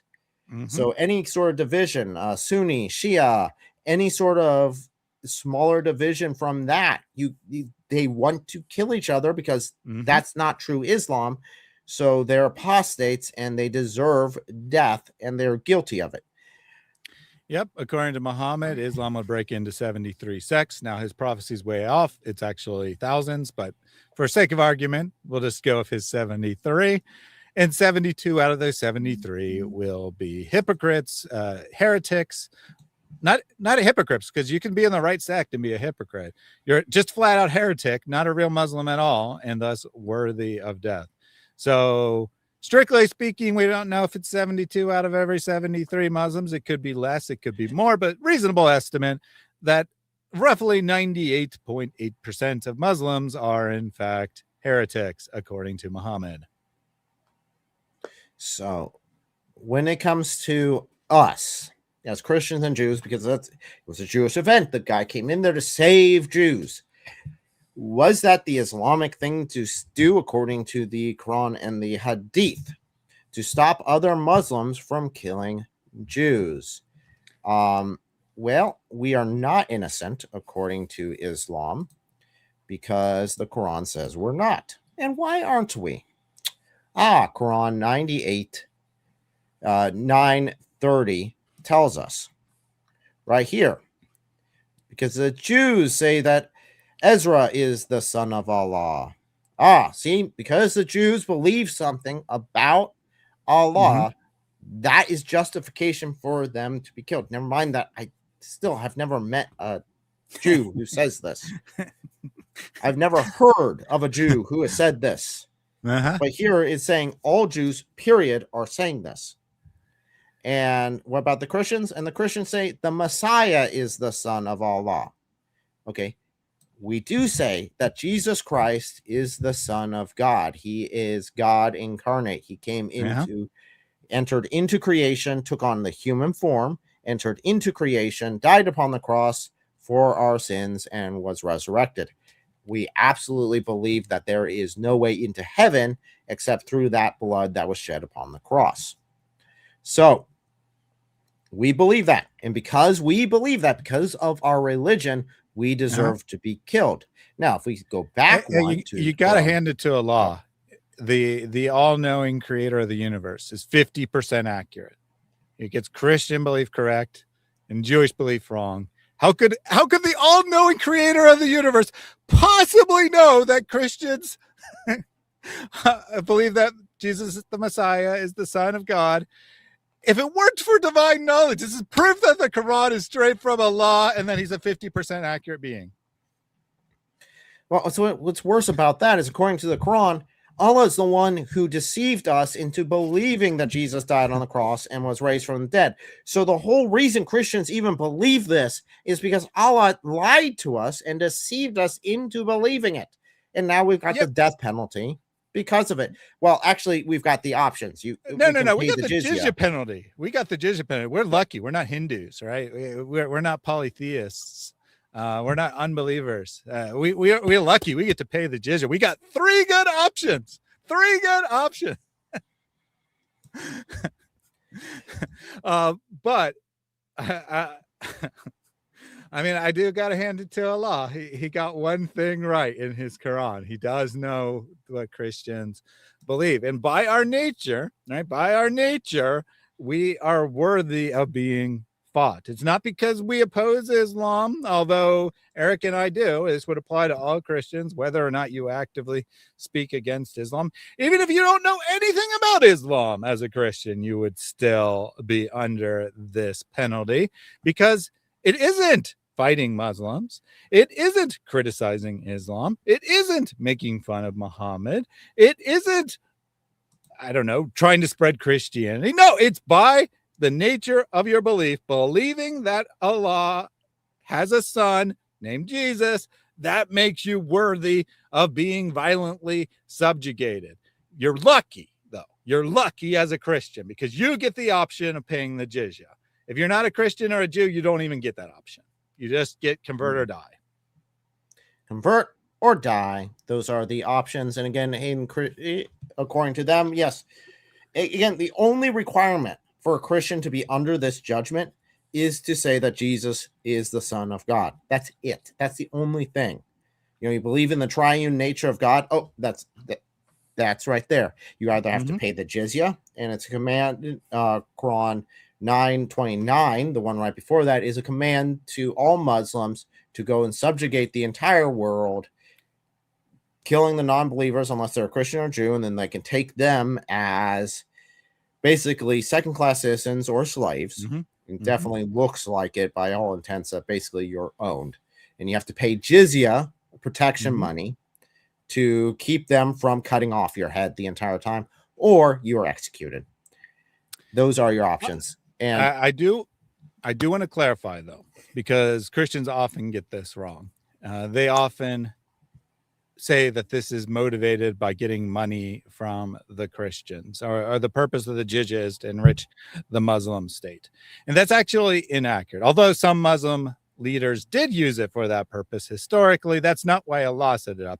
He tells you why he sets it up. It is to humiliate the Christians, to make them feel inferior so that they eventually convert to Islam, because they get tired of being treated like garbage in their societies. And that is what historically has happened, right? The financial penalty is not great, but it is bearable, right? You probably would be willing to live under a financial penalty in order to keep your Christian belief. But you're treated as garbage, right? You're restricted by society to only have garbage jobs, the equivalent of the untouchable jobs, right? In India, in the Indian caste system. It's the same exact idea. You're treated as subhuman beings. That's the real purpose of the jizya, which kind of makes it a lot worse if you think about it, right? You can say, "Oh, it's just a tax. It's just a tax. You get the benefit of the Muslim armies protecting you, blah, blah, blah, blah, blah." But that's not the purpose, right? You may technically get that benefit, but that's not the purpose. The purpose is to force you to convert by humiliating you, not by crushing you financially, by humiliating you. now, just to let you know, in, of course, Andalusia, which is the Muslim Spain, the jizya rates there were sometimes up to 90% of the income that you get. You have to pay 90% of that to your Muslim overlords, plus your normal taxes, in order for them not to cut off your head. Now, you weren't allowed to gather. You weren't allowed to have services. You weren't allowed to, well, sometimes you were allowed to gather on Sundays, but you had to keep everything quiet. No one could hear what you're saying outside of your church. And if your church needed any sort of repairs, you had to go get approval from the Muslims in order to, repair that squeaky door or anything in the church at all, anything. Well, I mean, if Those they were granted you very that rarely approved. permission, they were being extremely generous, because it's actually forbidden for Christians to repair their places of worship according to the authentic traditions of Muhammad. So they actually have a very liberalized version of Islam if they're allowing you to repair it with permission. Well, they didn't do that, but yes, if they were to give those permissions, that would be a great example. To build new churches, you weren't allowed to. There's a bunch under Sharia. There is no indemnity, so no payout. So you don't have to. So a Muslim killing a non-believer. So if a Muslim were to kill a non-Muslim, there's no penalty. Mm-hmm. You don't have to pay out to the family. No big deal. You don't even get asked. It's wrong, to be clear. It's wrong. It's not allowed. It's against the law, but also there's no penalty. You figure that one out. There's no penalty. It's bad, but it's not even a slap on the wrist. It's just we don't do that. That would be about Just it. Finger wagging. Shame on you. You destroyed our income. Unless you were somehow like responsible for them, or they insulted you, or did anything you didn't like, or didn't get to the side of the street when you were walking by, then yeah, you're completely justified in killing them, because that's part of the rule. Or you think that they built their house slightly taller than your house, then you can kill them and burn down the house for that.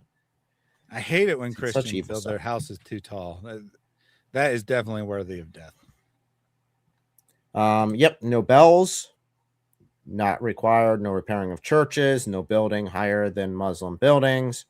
And you had to wear different clothes specific to your religion. You had to be marked as that religion, kind of similar to how Jews were treated. Yeah, I was thinking, I was just going to say, like, were they required to wear stars or anything?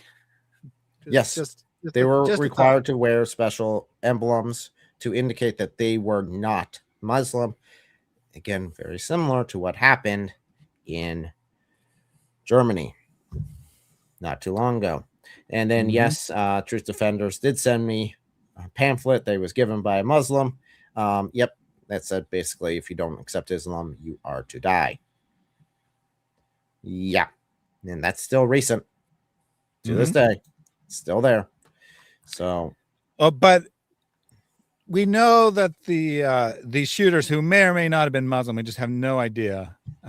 They failed because they didn't actually give people the option. They just started shooting. So it would actually fall under that category of technically wrong, but no penalty, right? Because you're supposed to say, will you please convert to Islam, while you're holding the gun up to them. You're not supposed to just start shooting without asking them to convert first. They have to say no, then you can shoot them. That's the way it's supposed to work. Well, you see to Muhammad. So yeah, so if that was under Sharia, there would be no penalty. The shooters would be let free. The Muslim who tried to stop the shooters would be put in jail because he violated their rights. And he violated the Quran, where it says don't take Jews or Christians as allies. He went and made himself allies of the Jews and Christians, so he could actually be given the death penalty under Sharia because he is now apostatized and become a Jew or a Christian according to what is actually written there. So that's a bit of an issue there. Now, so you could accuse him of making trouble in the land because he's tried to stop them from, just having a little bit of fun with the Jews there. After all, the Jews were gathering. So right there is a violation. So under Sharia, the shooting would be completely and utterly justified and would be good to go. And oh yeah, the hero would be put in jail or executed. Small things. So let's go ahead and go back to the little clip here. To the Quran. Yes. وَمَنْ أَحْيَاهَا فَكَأَنَّمَا أَحْيَا النَّاسَ جَمِيعًا. Whoever keep alive, as if he has kept alive for all anyone that saved the soul. Oh, what is the rest of that verse? Yeah. They only quote that part. They only quote the part that is, guess what, guys? It's for the Jews. That was a quote that was supposed to be for the Jews. The Muslims, Not so much. For the children of Israel I have ordained, says Allah, that if anyone were to take the life, it would be like taking the life of everyone on earth. And if for anyone to save a life, it would be like saving all the life on earth. But then if you bother to read the next verse, he goes on and explains that for Muslims, there's a different standard. So that's the standard for the children of Israel that Allah apparently ordained for them. But then he goes on to explain otherwise, which is made quite explicit when he abrogates all of these nice things in the chapter of the sword, Surah 9. And I have no doubt that both of these guys know this. They both Oh, know I'm sure this they do. quite well. And they're just openly lying to people about it. Because they're like, oh, this, yeah, this one, this is our defense that we go to because we know it's abrogated. We know that was only for the Jews, but we're going to apply that to ourselves to make it sound like, Islam is just this loving thing. Now, real quick here, let's actually read what the Quran says about Jews and Christians here in Quran 98:6. Oh, look. Indeed, they who disbelieved disbelieved in what specifically? Oh, Islam. Among the people of the scripture, that is always referring to the Jews and the Christians and the polytheists. Again, I always like pointing this out to Muslims. Very interesting that the Quran separates us. Will be in the fire of hell, abiding eternally therein. Those are the worst of creatures. I like going to this one because a lot of Muslims don't know about this. And I get called a liar a lot for this one. But it's really good to go because here you go, right here. We are the worst of creatures. So we are worse than pigs. So by that logic, whatever a Muslim could do to a pig, he could do to a Jew or a Christian, and it would still be within line of this. And he could even do worse than that. Yep. So that's what is actually taught. But yet, Hey, they do you want mind to tell actually you, going to 532, the verse that they quote a third of, if we're being generous? Just to show that we're not being disingenuous here, and actually get that verse on the screen. And it is very interesting, right? There are somewhere around 6,500 to 7,000 verses in the Quran, depending on how you count exactly. And for some reason, they can only ever quote 1/3 of one verse when these kinds of issues come up. They never quote anything else in the entirety of the Quran to support their position, but 1/3 of one verse, which is Surah 5, verse 32. Oh, look, it says exactly what we said. We decreed upon the children of Israel that whoever kills a soul, unless for a soul. So there's already a condition on it, by the way. They never read that part either, right? They always skip over that part. It is as if they killed all of humanity, right? Yeah, they killed all of humanity. And whoever saves one is as if they saved mankind entirely. And our messengers had certainly come with clear proofs. Then indeed, many of them, after that, throughout the land, were transgressors. So they give these clear proofs, and people transgress anyway. So then what is the result of that? Verse 33. Indeed, the penalties for those who wage war against Allah and his messenger and strive upon earth corruption is none but that they be killed or crucified, or that their hands and feet be cut off opposite sides, that they exiled from the land. That is the fear. That is for them a disgrace in this world, and for them in the hereafter is a great punishment.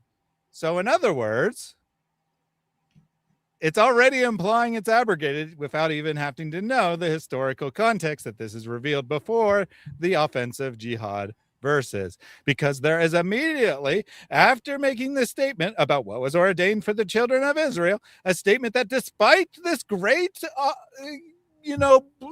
beautiful teaching of Allah, people continued to disobey. So now there's a penalty for disobedience, which is death. Or getting your hands cut off if you're lucky. So just as a point of reference, I highlighted the section where they wanted to speak about.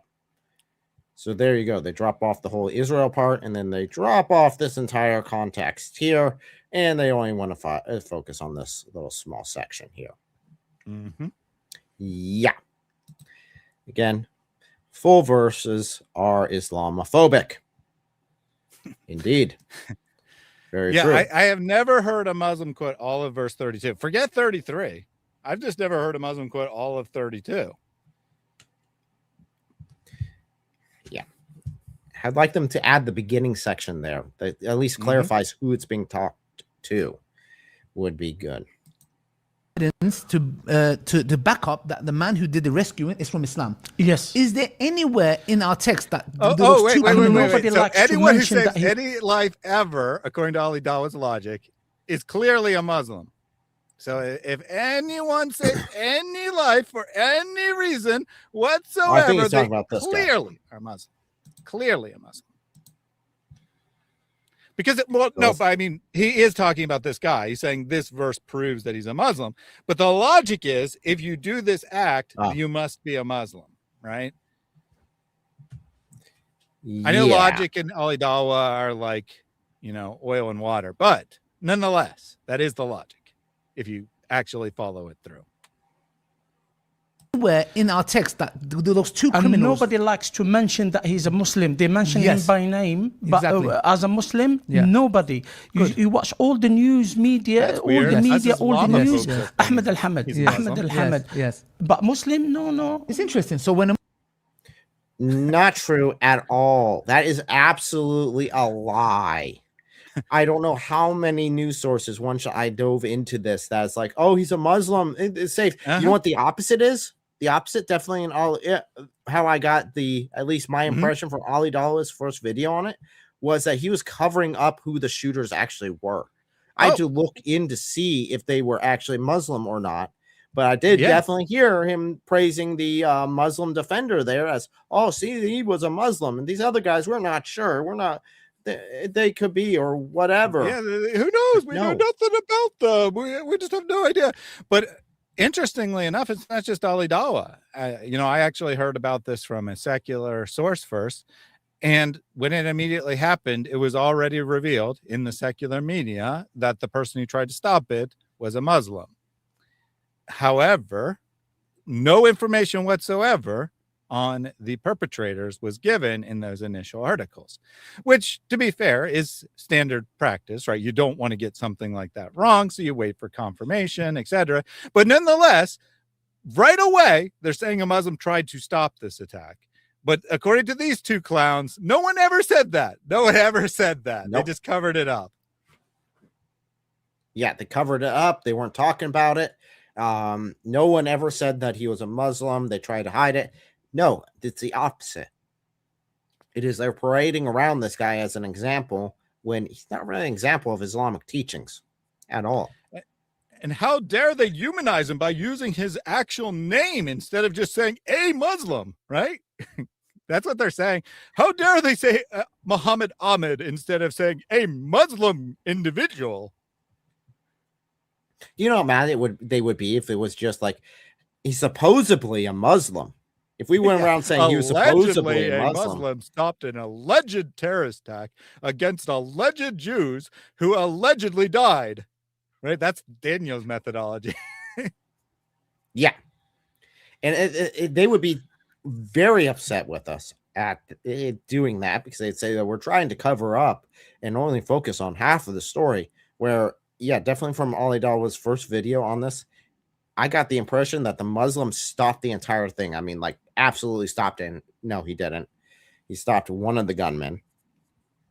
But even then, he did not, at least my recollection is he didn't refer to them as being Muslim. I didn't find that out until later. No, of course not. I mean, he just said right here, him and this guy, we just don't know. We have no idea. We know nothing about these people. We just know that people are saying they're Muslim, but who knows? Maybe they are, in fact, Hindus, radical Hindus who hate Jews. Who knows? Now, just as a point of reference, this video clip here was from a video released about an hour before the live stream, or 2 hours before the live stream. So this is really recent. This is today that they're still saying this. So well after the time where it's been made clear in the media, right? Just no idea. Must have been Hindus. Muslim does good. It's not his religion, but when Yes. it's something bad, it is a It's a religion. religion. Let's So yeah, that's it. When it's a Muslim that does it, oh, they're bad.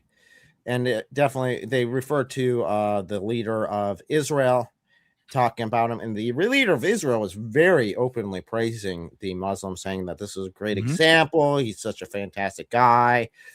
You know, he's a good example of what a good Muslim would be, yada, yada, yada, not knowing that that would be against Islamic teachings. But he's saying he's a good guy, praising him for that. And correct me if I'm wrong, Eric, but I think a very important Western leader once said that the radical Islam is the problem, and then followed that by saying, and the solution is moderate Islam. yes, some idiot said that. I was just checking because maybe that was just Muslim propaganda or something.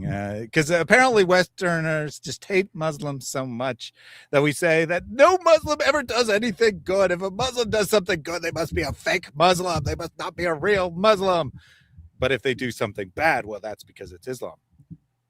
To his credit, though, to his credit, Ali Dawah and his friend did say what is most important in going to the text, right? Because you will find plenty of people who call themselves Christians who do horrific things, and you'll find plenty of people who call themselves Muslims who do wonderful things. What we need to do is go to the text and see what the text tells you to do. That's how we know what the religion teaches, not by the actions of individuals, but by what the text teaches. Very interesting. Then we'll go to Sahih Muslim 27:22, and we find out that the hour will not come unless, so this is a criteria that they have to do something. So something must happen.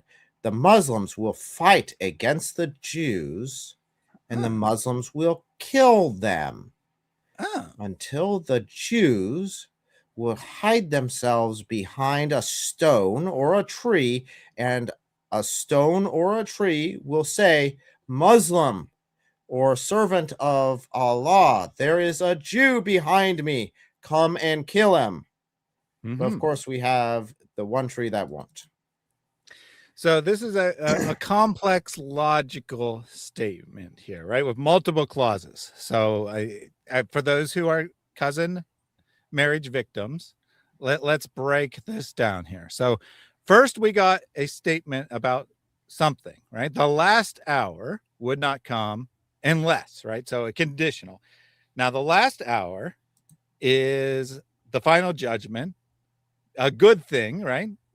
Broadly speaking, obviously, it depends on what side you're on, but it's something that a Muslim would desire, right? Something that they want to happen. They want Allah to come and finally destroy all the unbelievers or send them to Jannah or whatever aspect of it they're most interested in. So a good thing will not happen unless that means this thing is required in order for the other thing to take place.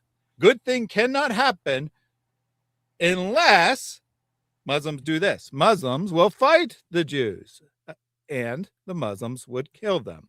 So that is a requirement. Now, Muslims have fought Jews and they have killed Jews. So maybe this has already been fulfilled. No, there is another cause, right? There's another clause. They have to continue to do this.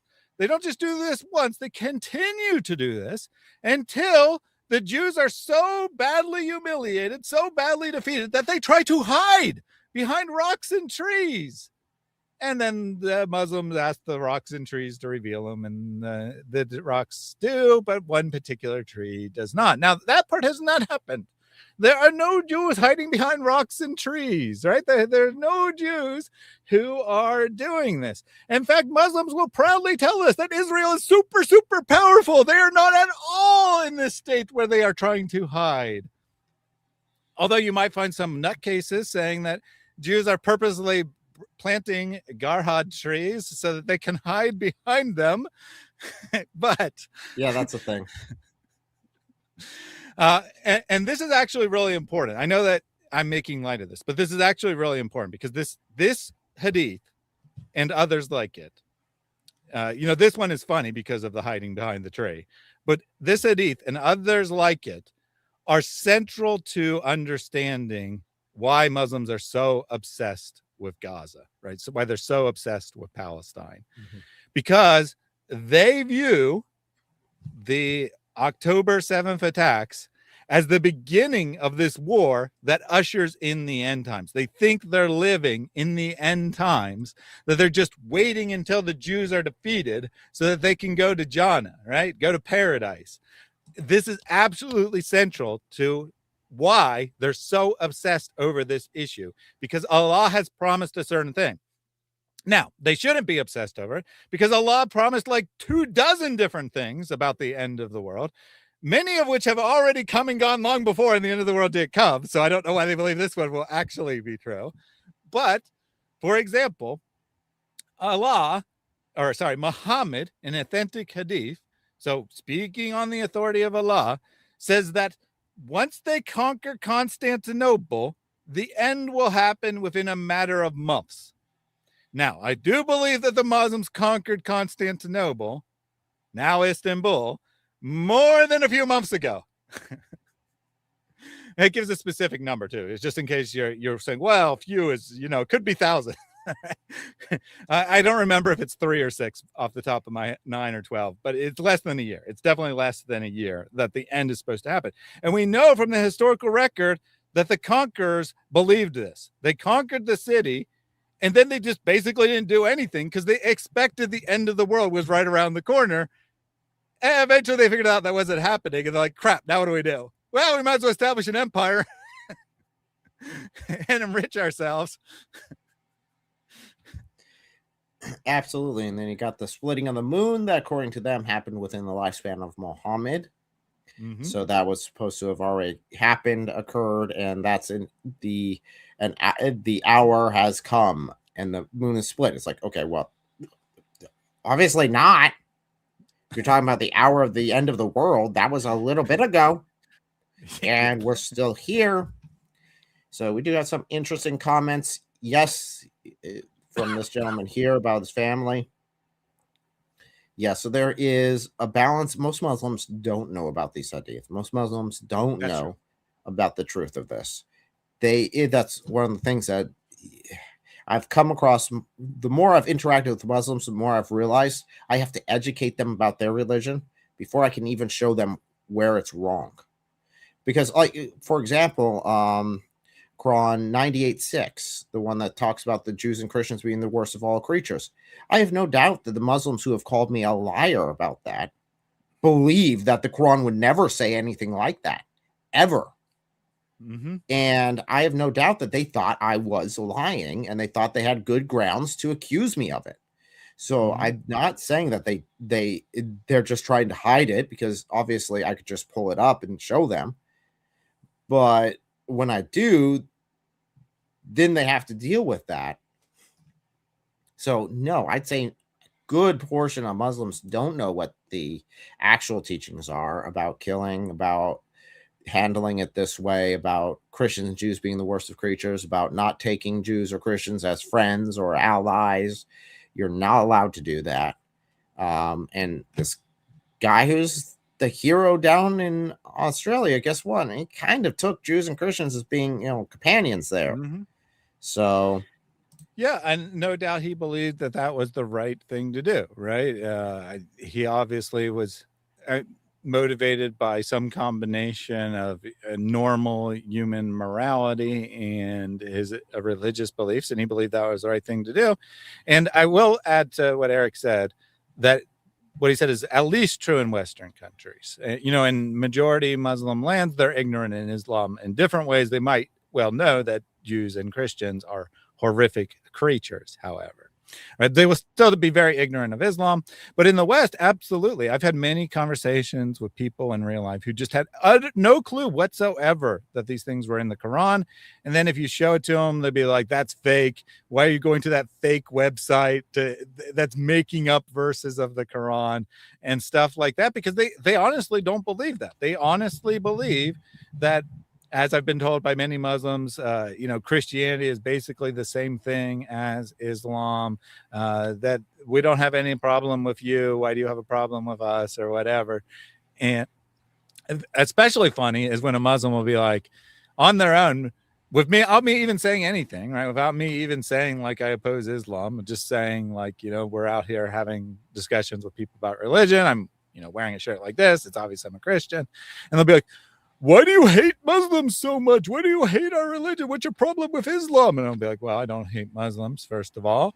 And I have a lot of problems with your religion. For example, your prophet, and then fill in the blank, right? Whether that's had sex with a 9-year-old prepubescent girl, or killed people for money, or spread his religion through the sword, or lusted after and caused the divorce of his adopted son's wife and then married her, right? Or numerous other things. Well, then abolished adoption to cover it all up, or numerous other things, right? Copied scripture, copied and pasted from other religions, or that one I wouldn't expect him to know necessarily, but I would expect him to know the moral teachings of Islam. Like, no, you're just making that up. I've had people like get super mad and storm off when I said that Muhammad had sex with a 9-year-old girl. They're like, you're disgusting. I can't believe you're making up things about Muhammad. And then just like storm off super angry. Because they actually believe that, as they're told, he's the perfect example. He's the best human to ever live. He would never harm a fly, let alone rape a 9-year-old girl. And they believe that because they have no clue what's in any of their texts. I've also experienced Muslims who tell me the Quran is the most beautiful book ever written, and maybe don't even know about Hadith, or have only a vague recollection of what Hadith are. And I'm like, oh, great. Can you quote something from it? No, I don't know what it says. But it's very beautiful, brother. You should listen to it. Just go to Zakir Naik. Go Google this guy. His name is Zakir Naik. He'll convince you Islam is true. I've had people say that. Nothing I'm saying is made up. Everything in these are real conversations I've had with people.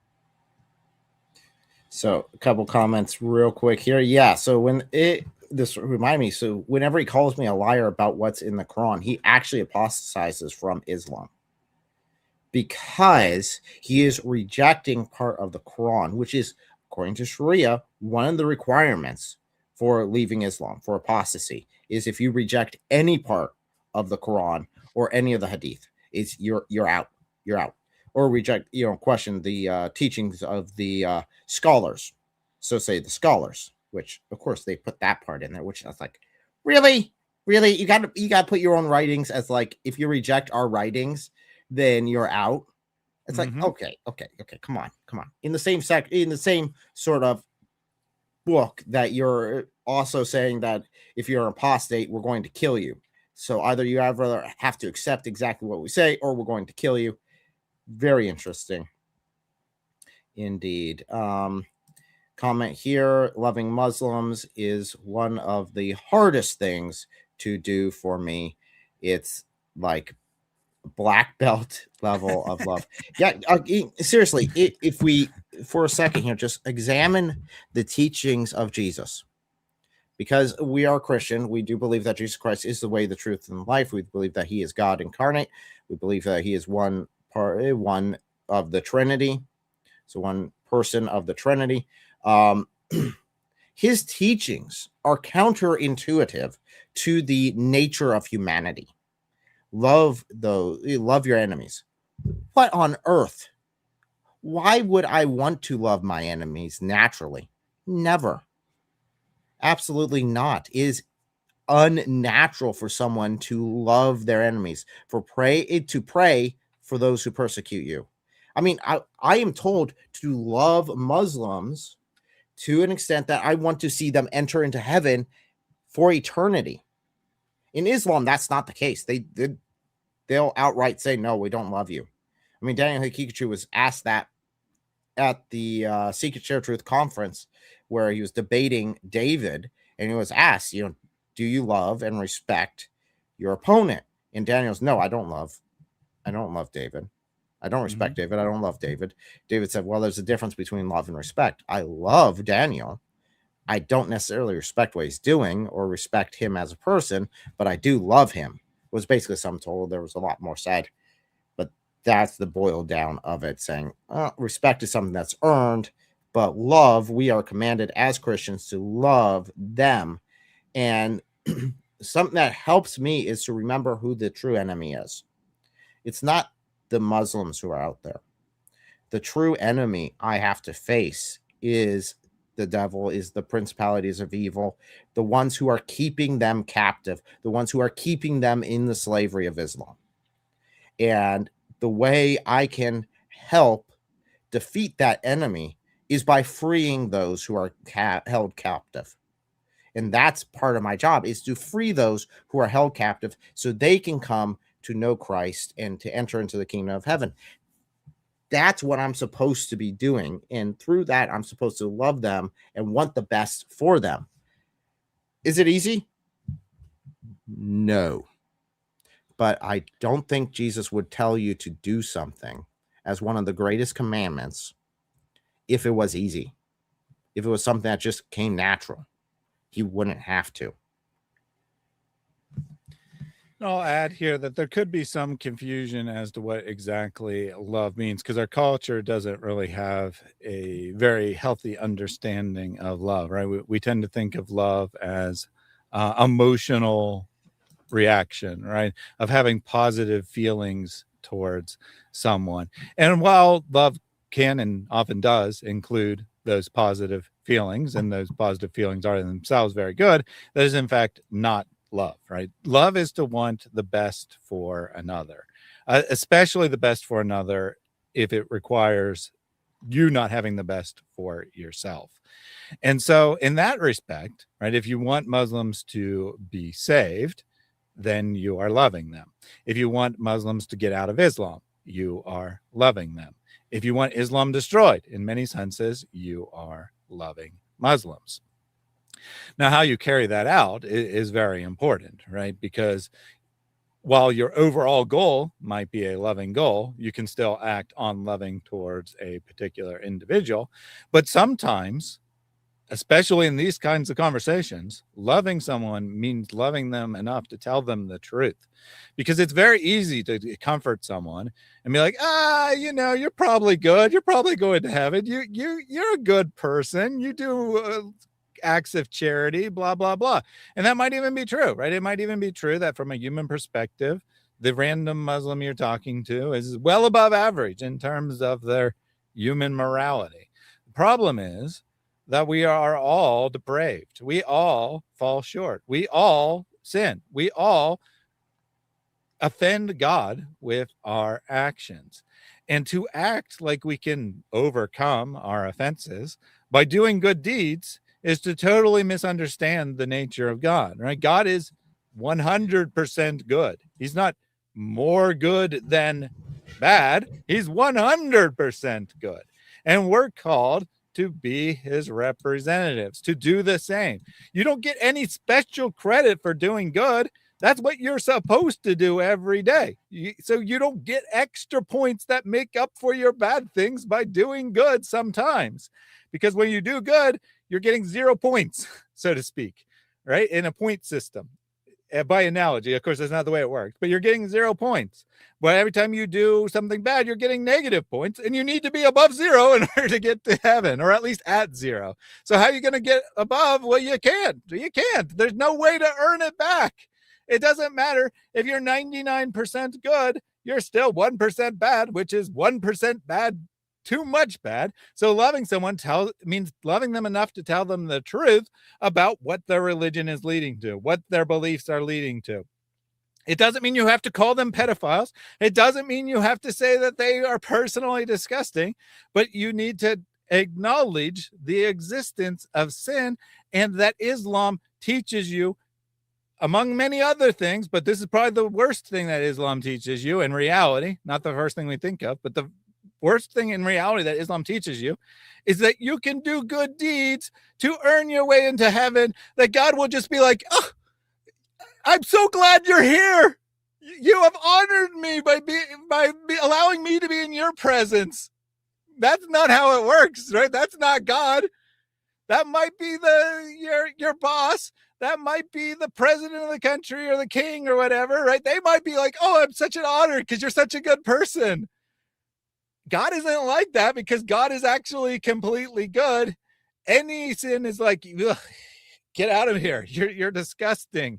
And so Islam teaches you can do the impossible and earn your way into heaven. So loving someone means telling them the truth about what the religion leads to. And by the way, the same exact thing applies to every religion. Islam is not unique, right? Islam is not unique in this sense. Every religion, they teach the same thing. Earn your own way to salvation. They might have a different definition of what salvation is. They might have a different set of rules on how to earn it, but every religion teaches through your own efforts, earn your way in one way or another. Only Christianity has the true solution. Only Christianity says God alone is good. You need God's grace. Great. So real quick, couple other comments here. Jack Ray, thank you for the 5 gifted Your Brother in Christ memberships. Thank you very much. And Jack Ray earlier asked, does this mean Your Brother in Christ follows Ali Dawah? Yes, actually, I am subscribed to Ali Dawah. I'm also subscribed to Muhammad Hijab. I'm also subscribed to Daniel Kikachu.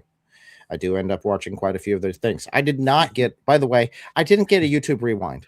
Just to let you know, where everyone's posting, oh, I'm like number whatever on this. I didn't get one. Why? Because I probably watched too much. And they're like, we can't pick one of these. I don't know, but I'm kind of scared that it would pop up and it would be Ali Dawah, and I'm like in the 1.0001% that watches his videos. I'm like, no. But it's a very simple. If they are putting out this content, we need to be aware of what lies they're putting out in order to address them. So yes, I do watch Muhammad Hijab and Ali Dawah quite a bit, and Daniel Kikachu as well. And believe me that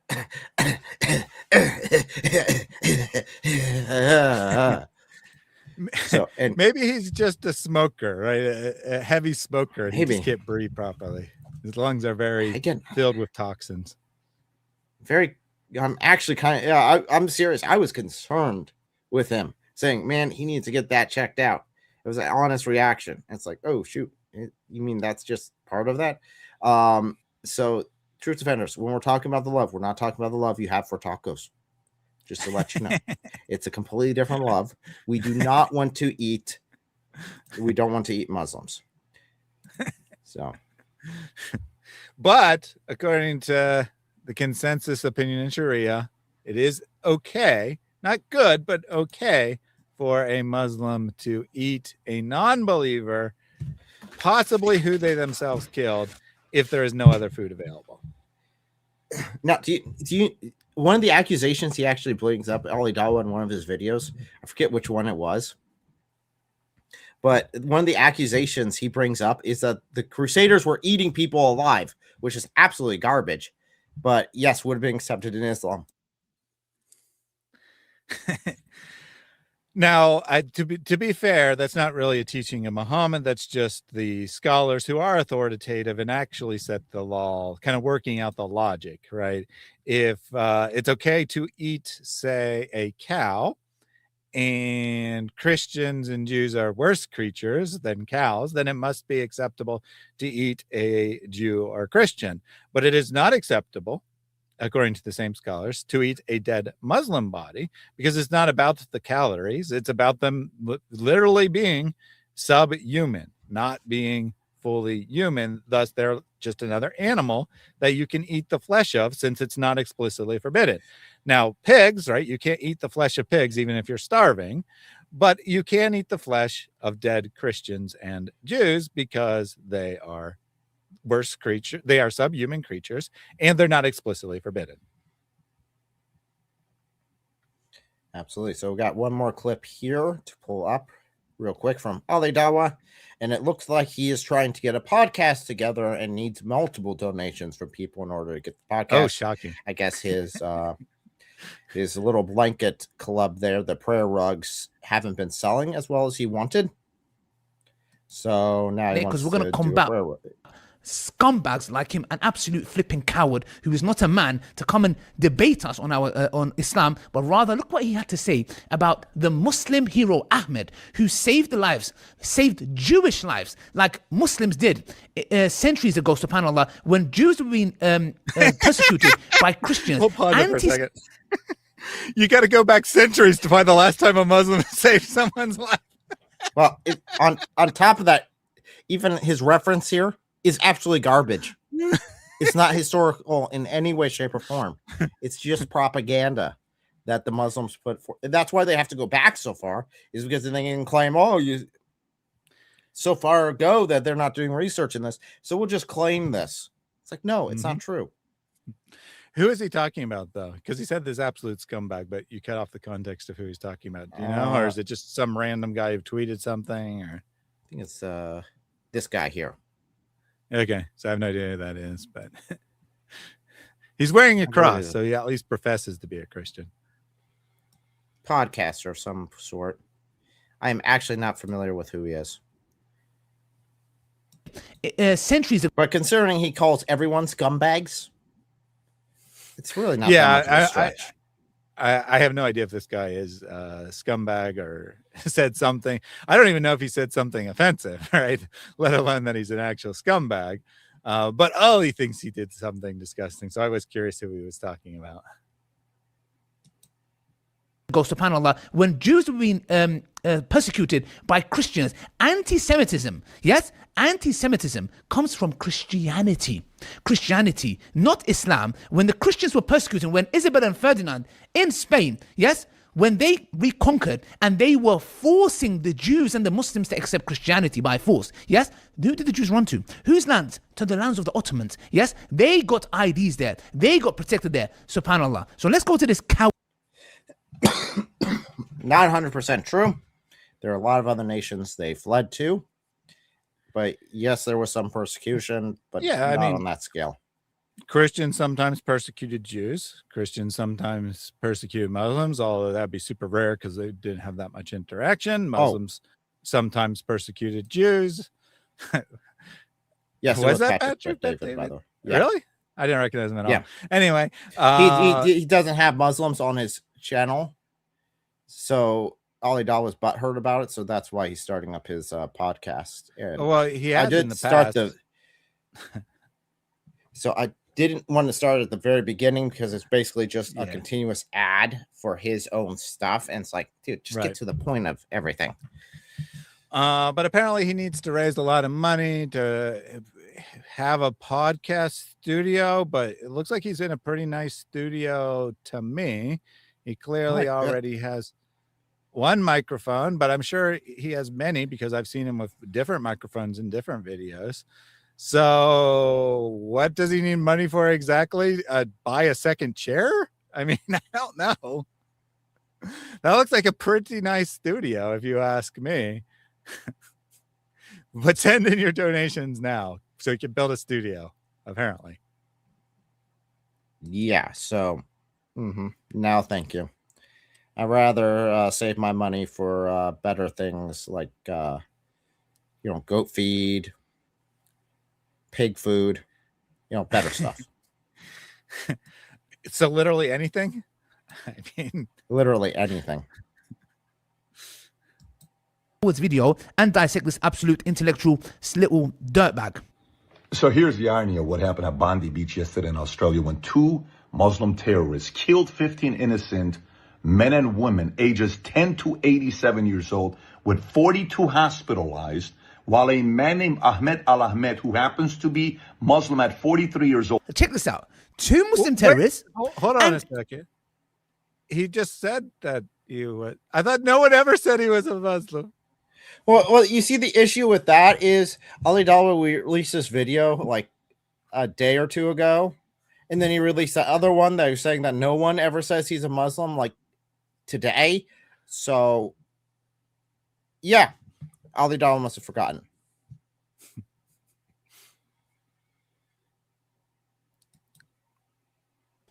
Ahmed Al-Ahmed, who happened. Look what kind of a excuse my language. Allah, I'm trying not to. I do not do this for just the sake of it. What kind of a bastard you have to be? He happens to be a Muslim.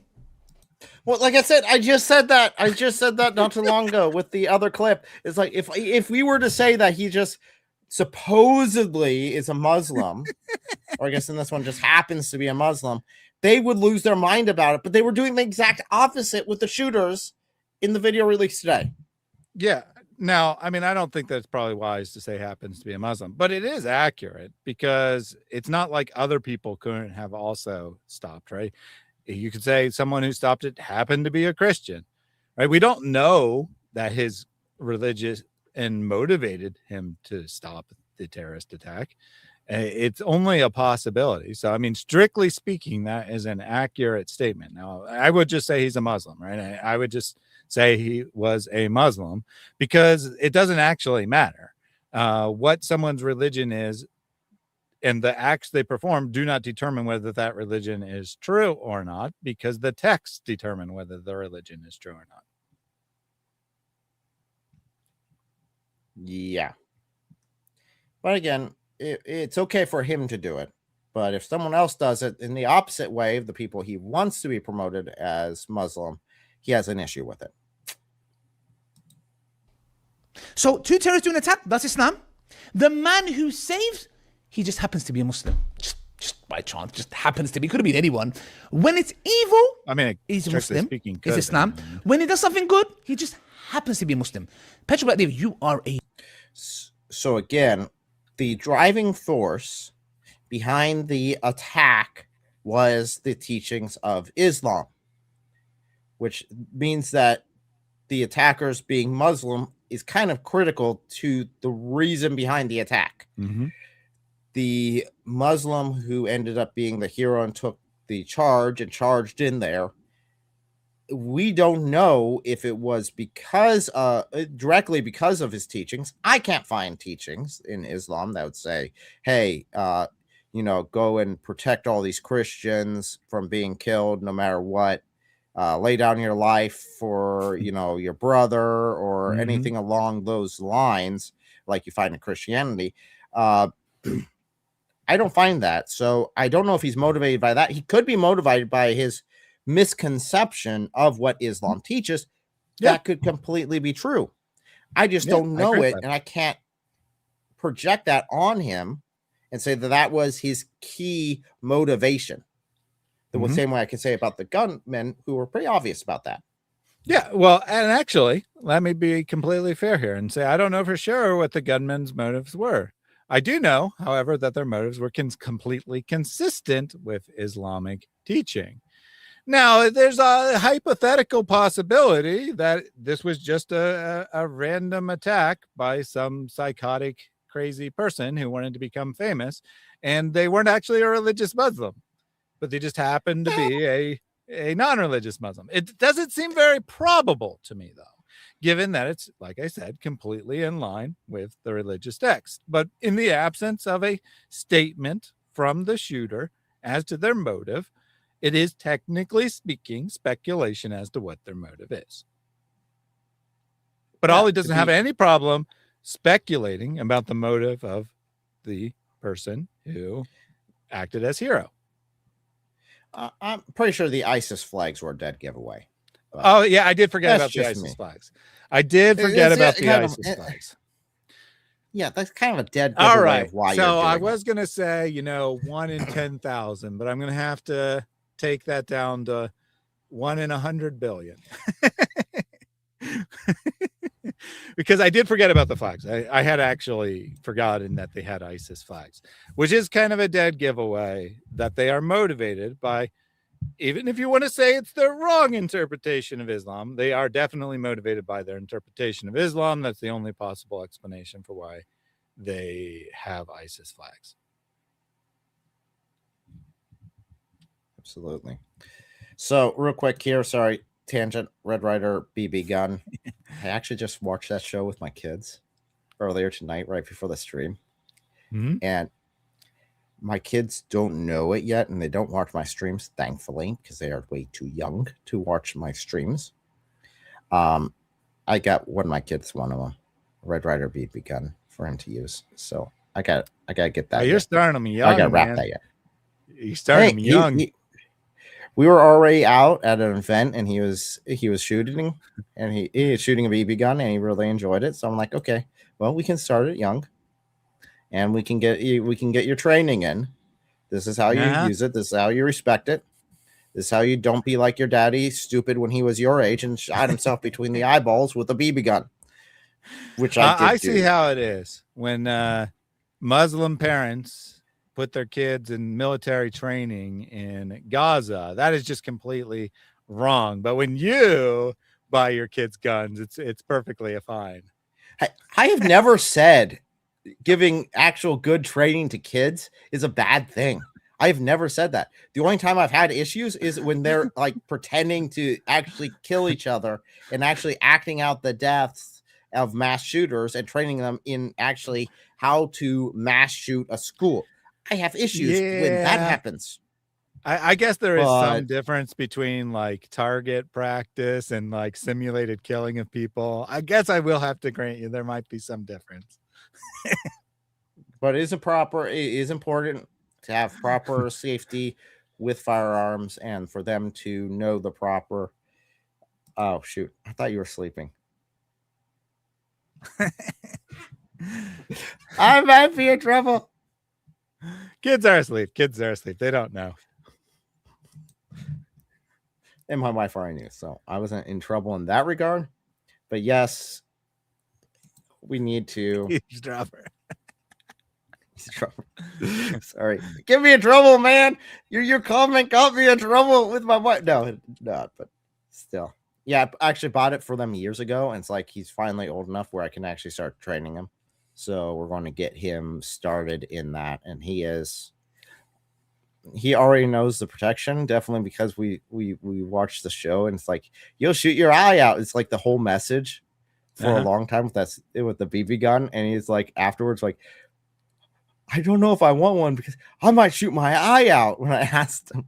And I'm like, no, we'll go training. We'll have safety glasses. You'll be perfectly fine. And you'll listen to me. Unlike when I was with my grandmother and I didn't listen to my grandmother and I shot a rock and the BB came right back between the eyes. So, and I was like, oh, well, maybe gun safety is important after all. After I got a little make sure right there between my eyes. Make sure there's something nice and soft behind the target you're shooting at. You don't want that target on a piece of metal or a rock or something else that will reflect the bullet. Nope. Or Eric's OG streams. Oh, streams OG. I don't know. But yeah, that was just funny. Okay. That was funny. A little tangent. Sorry, you popped it up. Had to say it. So. Bastard. You are a shameless scum of this earth. Let's carry on. Steps in, we've all seen the video, takes away the weapon, gets shot twice, is celebrated as a hero, which he ought to be. But you know what the irony is? There's a but. He just literally said the guy should be celebrated. Like he gets shot twice. He's celebrated like he should be. Yes, which he ought to be. But there's a but. There's a but. Yeah, indeed, there is a but, because there are more people involved than just this one guy. And most importantly, for actual truth here, it's not consistent with what your Quran and your Hadith and the example of your prophet and the historic Islamic scholarship and world history teaches about Islam. That's kind of an important but. Just saying. Yeah. You can be a great person, but you can be part of a group that is kind of the worst in that regard.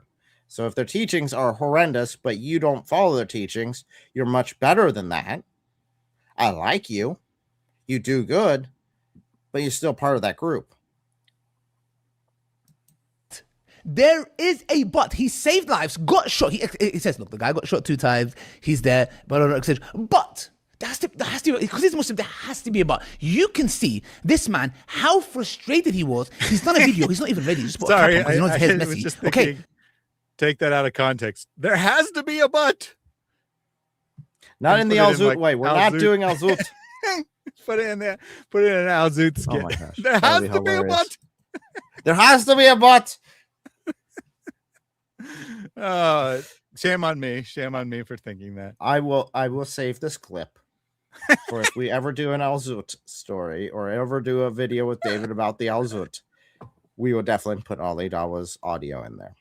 There we go. Yes, okay. He's just done a video on the go, and he's like, it just happens to be a Muslim, but yes, he was a hero. He got shot 2 times, but I want to give you an intellectual spit in your face. But anyways. The irony is, even one good, peaceful Muslim man couldn't save the life of 15 innocent human beings. You can't make this up. He's now criticizing the guy who saved their lives. No, he's not. Of God, look, No, he's not. He's saying that even one good man couldn't do all this. He was outgunned. He was out, he needed more help. He couldn't just do it himself. That's not a criticism of him at all. It's an acknowledgement of reality that despite his best efforts, he couldn't stop this. Which he's saying, right? I'm guessing from the context, what he's trying to say is that we can't just count on heroic individuals preventing these things from happening. I think that's probably the context of what he's trying to say. And that's factually true. It's not an insult. It's not a critique of the guy. No one is saying anything negative about him whatsoever. You're just imagining it. You're hallucinating. You're seeing what you want to see because you want to be angry, or you at least want to be performatively angry. Now, I will say it's Ali Dawah, so he is actually probably stupid enough to not understand what's being said and is actually legitimately angry. But it could easily be performative, that he knows very well, and he's just distorting it so that he can get angry. Yeah, that would be in line with him being the clickbait master, after all. I'm the king of clickbait, yeah? Not looking at what he done, he's looking at what he could have not stopped. Meaning that if Ahmed, the hero, had the opportunity to stop them from the beginning, he couldn't. He's basically trying to say, as if if he would have been, let's say, in America, where you have the Second Amendment and had the actual firepower to be able to stop him more readily, and he was carrying, then yes, he could have been more effective in this. He could have stopped both shooters, in theory. Now, he did the best with what he had, but if he had more help, it would have been better. Yeah, that'd be like having a triangular gun. What are you talking about? You can't have a square gun and a triangular gun at the same time. That is a type of existence known as impossible existence. Ali Dawah's given us so many good lines this year. You can thank Jack Ray there because he said something about triangles. Nice, Jack.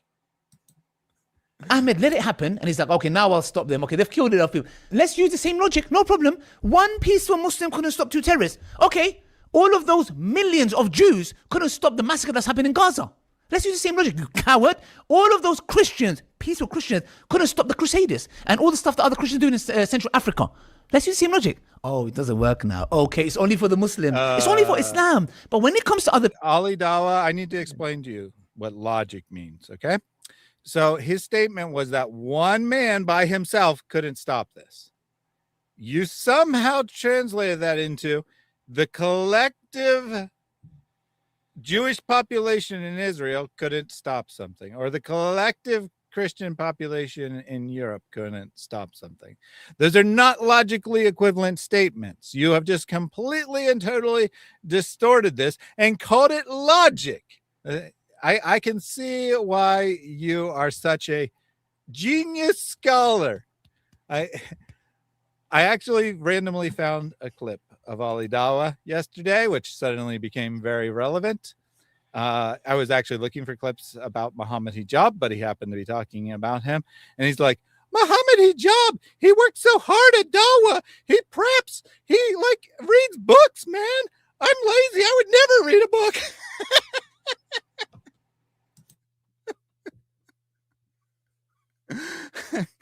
What he actually said is, I see religion. I'm like, yeah, I'm good. But Muhammad Hijab, he reads books. Yeah, he reads books. He actually has a semblance of intelligence. All he's now is like, a book? I'm so scared. There's a book. Help, help. There's a book.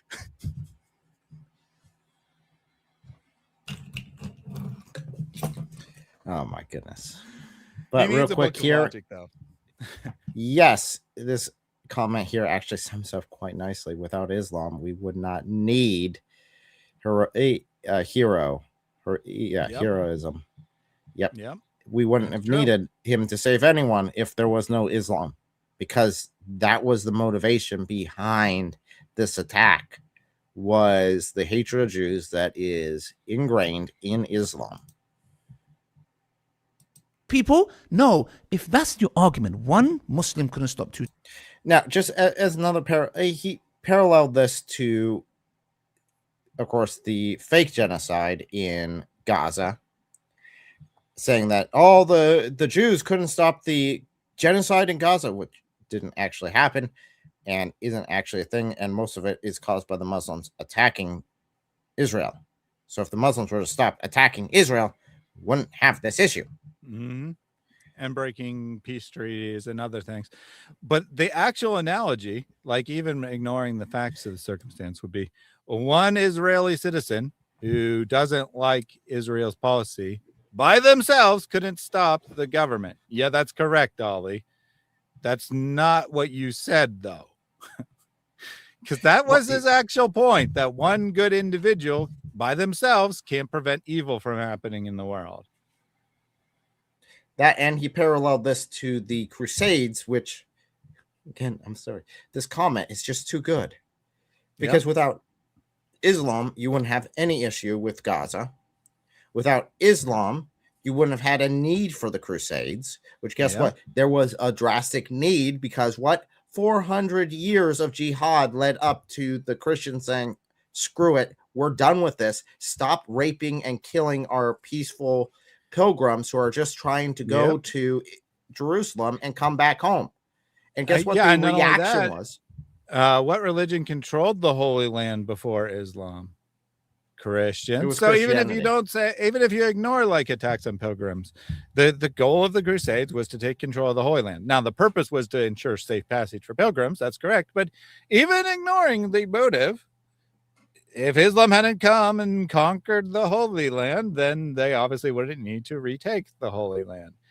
And likewise in Israel, right? If there weren't Muslims, then Israel wouldn't be trying to, depending on your point of view, genocide or prevent harm from the Muslim population, because they obviously wouldn't exist. Israel has, in its history, they've never done something that anyone has called genocide against the native Christian population, for example, right? They've never done something anyone has called genocide against other minorities in the country. In fact, it has only ever been responses to terrorist attacks coming from one group. And I will also point out that the existence of Gaza is because of Muslim nations. There was a minority Jewish population of, 1%, 0.5%, maybe up to 2% in basically every Middle Eastern and Northern African country. All of those countries said, oh, they're creating a Jewish state. get out of our country and go there. Meanwhile, the Islamic, Muslim, Arab, whatever you want to call them, and now I know there are ethnic issues, and I do know why it's actually more complicated, but so what? There's like different types of Jews, right? There's different ethnicities of Jews. It's not like all Jews are the same ethnicity. The ones living in Iran and the ones living in Egypt are not the same ethnicity, right? But they're all forced to move to Israel. Any Muslim nation, just one or two, could have said, we will accept the refugees from Gaza. And guess what? Then there would be no need for a genocide against those people when they launch terrorist attacks against the government, because they wouldn't be there. They'd be somewhere else. So your countries are completely responsible for the existence of this people. And you know why they wouldn't accept them? I mean, there are two reasons. There is an ethnic reason. There is a hatred reason, but there is also a religious reason. And that is that it's part of the Islamic mindset that any land ever controlled by Muslims can never be controlled by someone else legitimately. And thus, to accept the refugees would be to implicitly recognize the existence of Israel, which according to their religious mindset cannot legitimately exist. And that's why there can never be a two-state solution, incidentally, because Israel would be okay with that, at least in principle. All right, they almost came to that agreement years ago. In fact, they would be okay with giving up some of their land for peace, but the Muslim can never accept that, because the existence of the state is the problem. The problem isn't the Gazan people being oppressed. The problem is the existence of the state of Israel in an Islamic mindset. And thus, there can never be a peaceful solution that is compliant with Orthodox Islam. You can get some kind of modern liberalized pseudo-Islam that there could be a solution with, but never with Orthodox conservative Islam. Now, with even Gaza existing, period, if memory serves, that's because Israel decided to give up that land and pull out of it. So originally they gave it up to the Muslims, and again, Gaza. The whole thing with Gaza, well, it's a bit more complicated. Wait, I am oversimplifying, but that's my oversimplified. Well, but I mean, it's actually worse, right? It's actually worse because the territory was originally controlled by Egypt and this people group that makes up the population. Again, it's a different ethnicity, but Egypt's like, we don't want them. Israel, we force you to take this land. At the same time, at any point, Egypt could just open up their borders and let everyone that wants to come in. It's not like Gaza's enclave inside Israel. That's not a thing. It borders other nations, which guess what, are Muslim, and it could have given them support, could have given them, food, water, power, or allowed refugees out of there into their nation. But guess what? They're the ones who close off their borders to the people who are in Gaza, the people who are from Judea. So no, it's again, I mean, if you see pictures of that nasty 10-20 foot tall wall with barbed wire on the top, or probably razor wire, actually, since barbed wire is not really for humans, those are pictures of the Egyptian border. Those are not pictures of Gaza's border inside Israel, since Gaza is part of Israel. It's not the picture of the fence between the rest of Israel and Gaza. No, that's the picture of the border between the portion of Israel that's Gaza and Egypt, because the Egyptian government doesn't want anything to do with these people, because they tried to align with the Muslim Brotherhood, who tried to overthrow the government, and thus they were kicked out of Egypt. Yep. So there's a lot more country, to just, to be clear. yeah, there's a lot more to this than just Israel bad, because Israel doesn't want to get stabbed with knives and blown up and wiped out. They don't want that. They just want to be able to defend themselves. By the same logic used here, we would be condemning this Muslim hero for interrupting it because he was, genociding against the gunmen. I got by showing up there. As if you kill one life or save one life. Wait, the children of Israel? Huh. The verse actually applies if we're talking about Israel. So if an Israeli saves one Muslim Gazan, it's as if they saved the whole world. Just thought I'd point that out. Terrorists, my friend, then I'm going to come and say, why didn't the Jewish people stop the massacre that's happening? Of course we're not going to say that, because there are people out there, if they had the chance, I believe genuine Jews, if they had the power, they will stop that genocide happening. If there are genuine Christians, they will stop the Crusades happening. If they're a genuine No. If they're genuine Christians, they would not have stopped the Crusades from happening.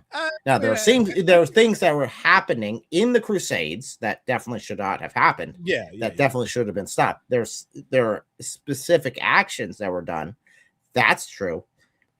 But the Crusades together, yes, the Christian nations did have a right not to be invaded by the Muslim nations, which were continuing to encroach without any regard. And they were obligated to protect their citizens that they were going on pilgrimage down there to not be raped, murdered, and tortured and stolen from. And I will say that someone could be a genuine Christian and support the Crusades, but I would also say that, yes, you could be a genuine Christian and not support it, right? You could have a different opinion on that. At the time, I don't know if such people existed or not, but hypothetically, I think that people could have existed. But that wasn't actually the point. The point was one person by themselves couldn't stop something. It had nothing to do with saying Muslims are incapable of stopping terrorism, broadly speaking, or that Christians are incapable of stopping crusades, or Jews are incapable of stopping Gaza. And ironically, in the case of Jews, it's not even a religious. It is for a few people, but for the vast majority of people, it's not even a religious issue, right? It's a political issue. It's a security issue. It doesn't really have anything to do with Judaism. And thus, yes, there are Jews who live in Israel even who oppose the policy of the government and would prefer a different policy. That's how politics work, right? Some people vote for one thing, other people vote for a different thing, and the majority end up ruling, and that's what happened in Israel. And I will say that had October 7th never happened, then there would never have been this supposed genocide. Woo! Because, in fact, there wasn't broad support for, let's just say, restricting the movement of Gazan people before October 7th. So it's direct response, which then made the majority, not every single person, but made the majority of people in Israel supportive of a particular policy. Why? Probably because they didn't want their children to be killed for attending music festivals. Just a guess as to what would motivate people to support this restrictive policy. And it probably wasn't one event that made them feel that way, but a long history of sporadic, but nonetheless regular offensive terrorist action coming out of a particular geographic territory. And there are many people, probably the majority of people, who live in that geographic territory who don't support it. But enough people do that it's allowed to have a very strong foothold there. And the only options, practically speaking, are either allow yourself to be periodically slaughtered by random terrorist attacks, or do something to annihilate the problem. Israel chose the second in this case, after choosing the prior for many, many, many, many years, I might add. Right? For many years, Israel tolerated sporadic terrorist attacks without taking aggressive action to prevent future attacks. This time, they said this is bad enough. We've sustained this long enough that now there's a majority opinion that for our own political safety, for our own lives, we need to do something about this, not motivated, unlike Islam, by some religious decree that this land belongs to us.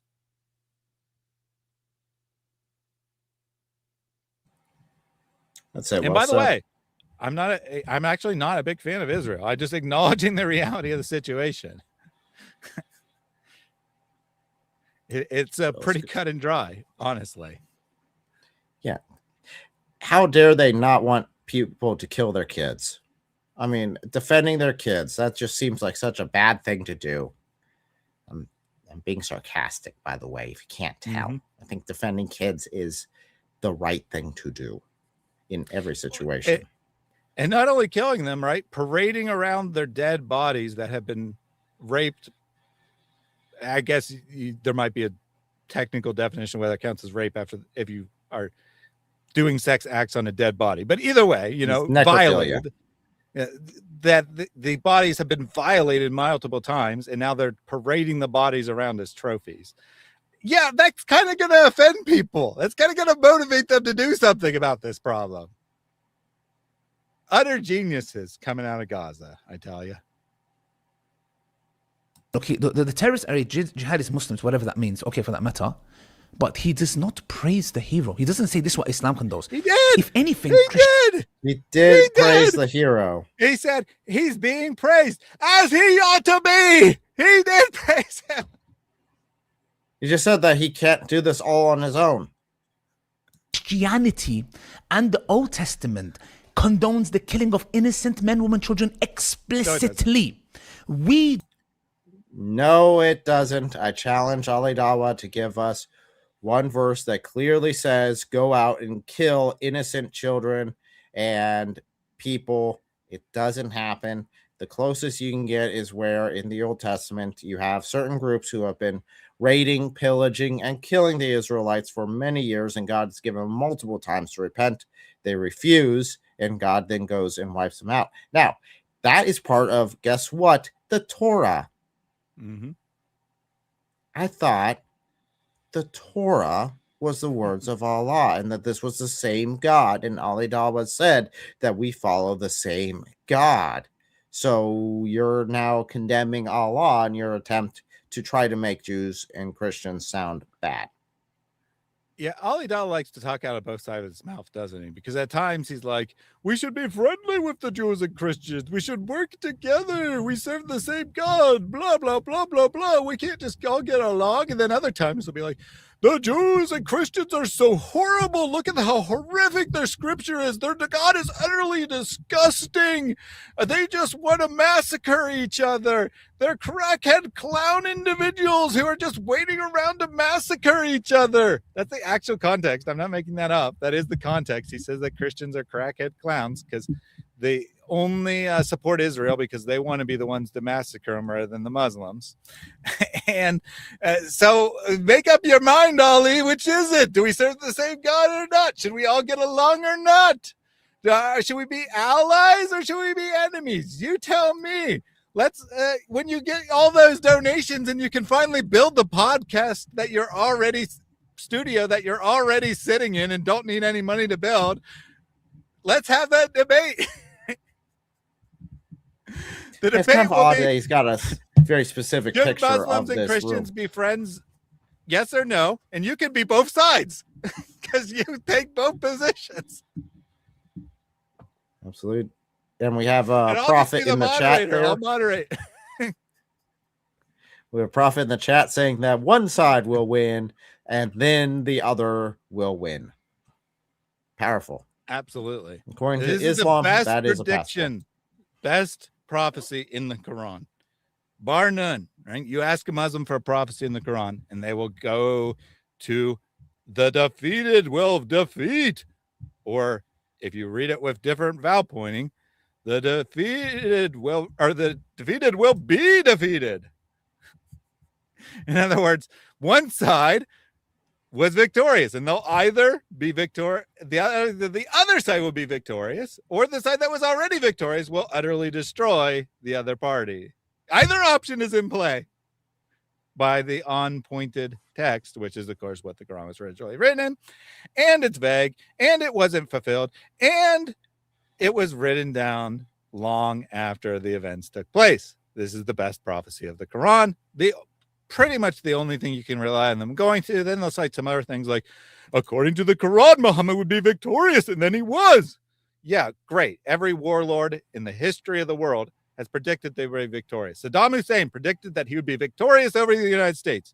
He wasn't, but if he had been, it would have been recorded as a great prophecy of Saddam Hussein, right? Mm-hmm. Everyone predicts they're going to be victorious. Someone is victorious, so someone's always going to have the right prophecy. No one's going, I'm going into battle because I expect to lose. I prophesy my army will lose this battle.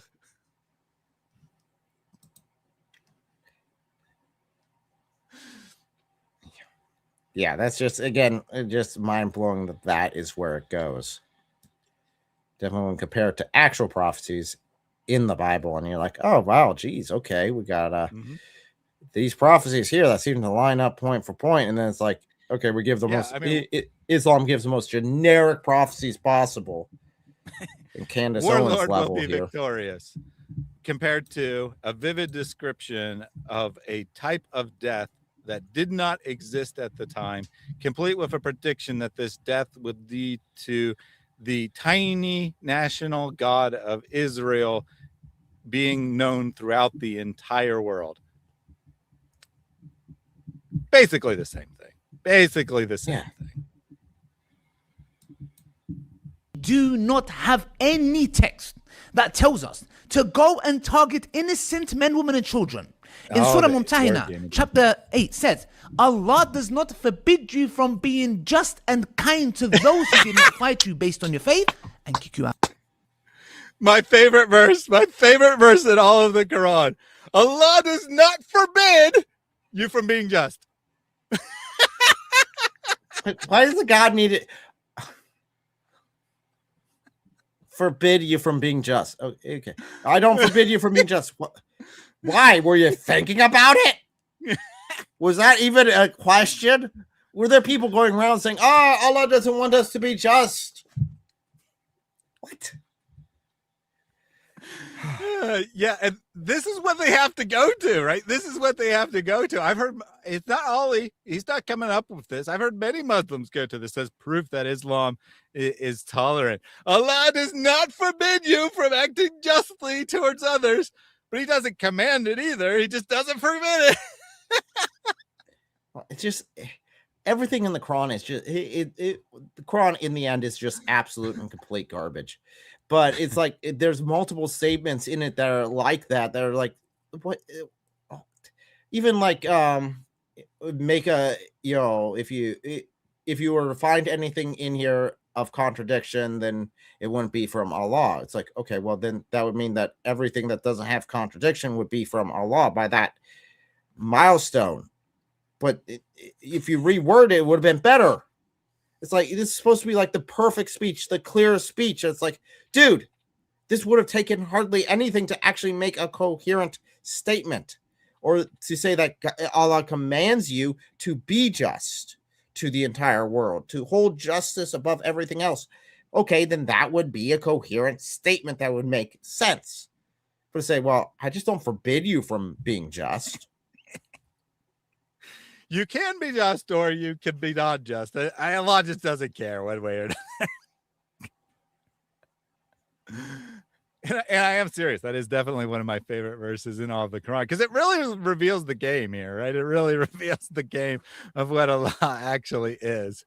I don't forbid you from being just. I just ask that you not be.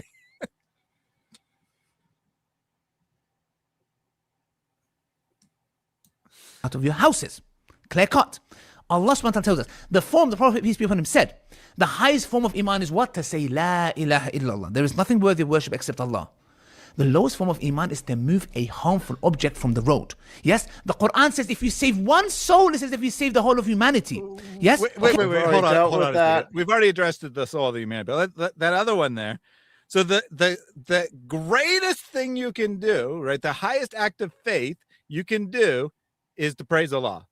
The lowest, most worthless act of faith that barely counts as an act of faith is to do a good deed. Remove something harmful from the road, specifically. And he's citing this as evidence of what exactly? Of Islam being peaceful, I guess. Not peaceful. Which again, so if you're saying the highest form of worship, go ahead. Yeah, according to Allah, remember it's a point system, right? So let's assign some points. According to Allah, you can earn 1 point by moving an object that is going to cause someone harm out of their way. But you can earn 1,000 points if you say some magic words. And that proves that Islam is a religion that's about caring about other people. But there's also the point that he didn't go to saying, well, you could, one of the good deeds is to save the life of an unbeliever, because that's not in there. There's nowhere that you're told to save their life. There's nowhere you're told to serve them. In Christianity, we're told that the least will become the greatest and the greatest will become the least, and that we are to be servants. We are to love our enemies. There's none of that in the Quran. There's none of that sort of compassion there. So, yeah, this is what he has to go to, is moving something from the road all the way up to praising Allah. Those are the two extremes. So I had heard this general idea, but I had not looked up the hadith. So first of all, okay, so it is in Bukhari and Muslim, but here's the hadith. The Prophet said, Imam has over 70 branches or over 60 branches.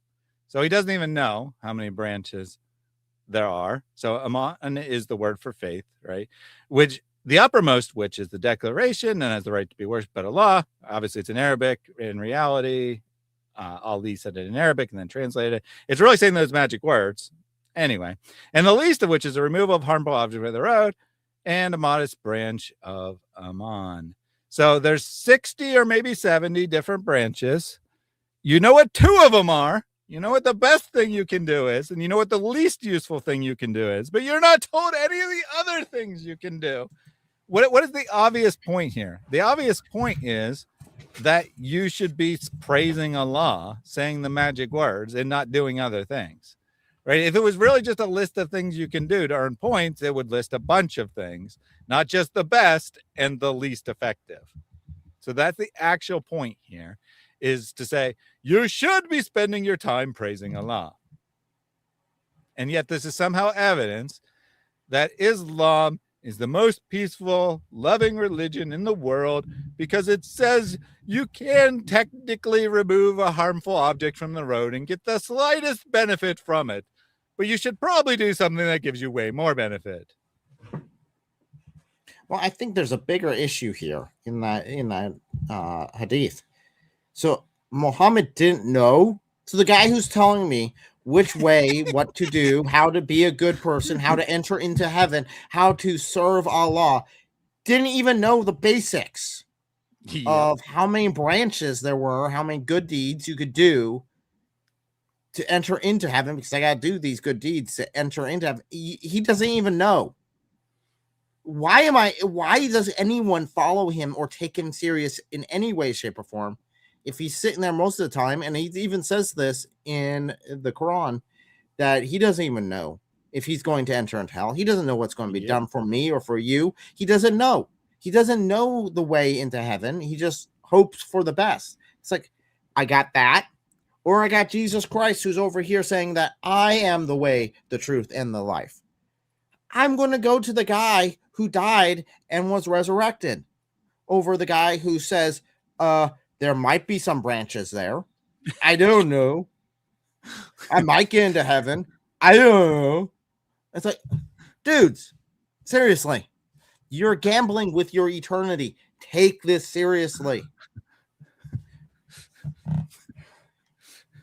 So while researching this particular hadith, I came across a related hadith here that says, the prophet said, the deeds of my people, good and bad, were presented before me, and I found the removal of harmful objects from the road among their good deeds. Now, here's the important part.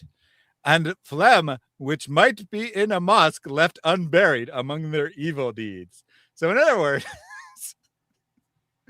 other words, there's an implicit comparison. Wow.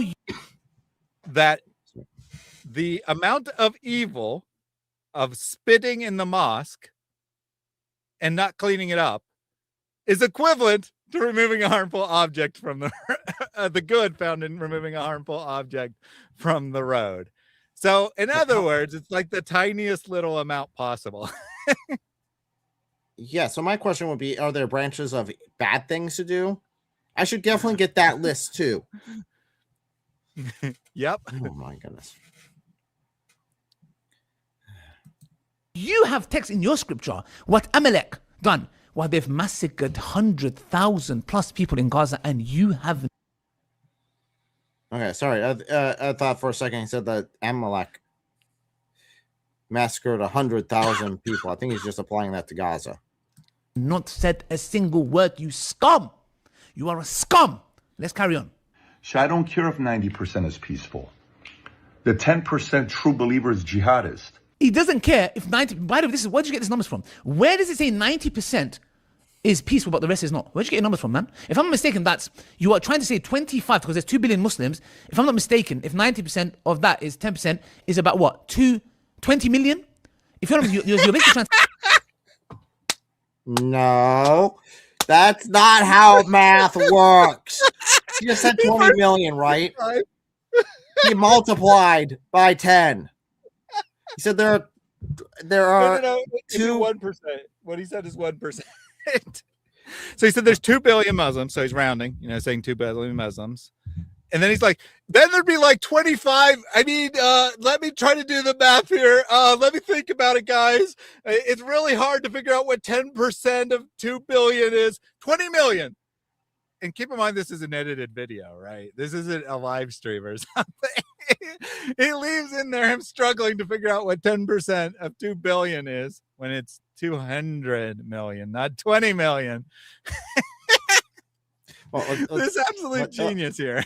I want to hear this one more time. Where does it say 90% is peaceful, but the rest is not? Where'd you get your numbers from, man? If I'm not mistaken, you are trying to say 25 because there's 2 billion Muslims. If I'm not mistaken, if 90% of that is 10%, is about what? 20 million? If you're basically trying to say 20. He tried to say 2 million. So first 25 million, then 2 million, then he settles on 20 million.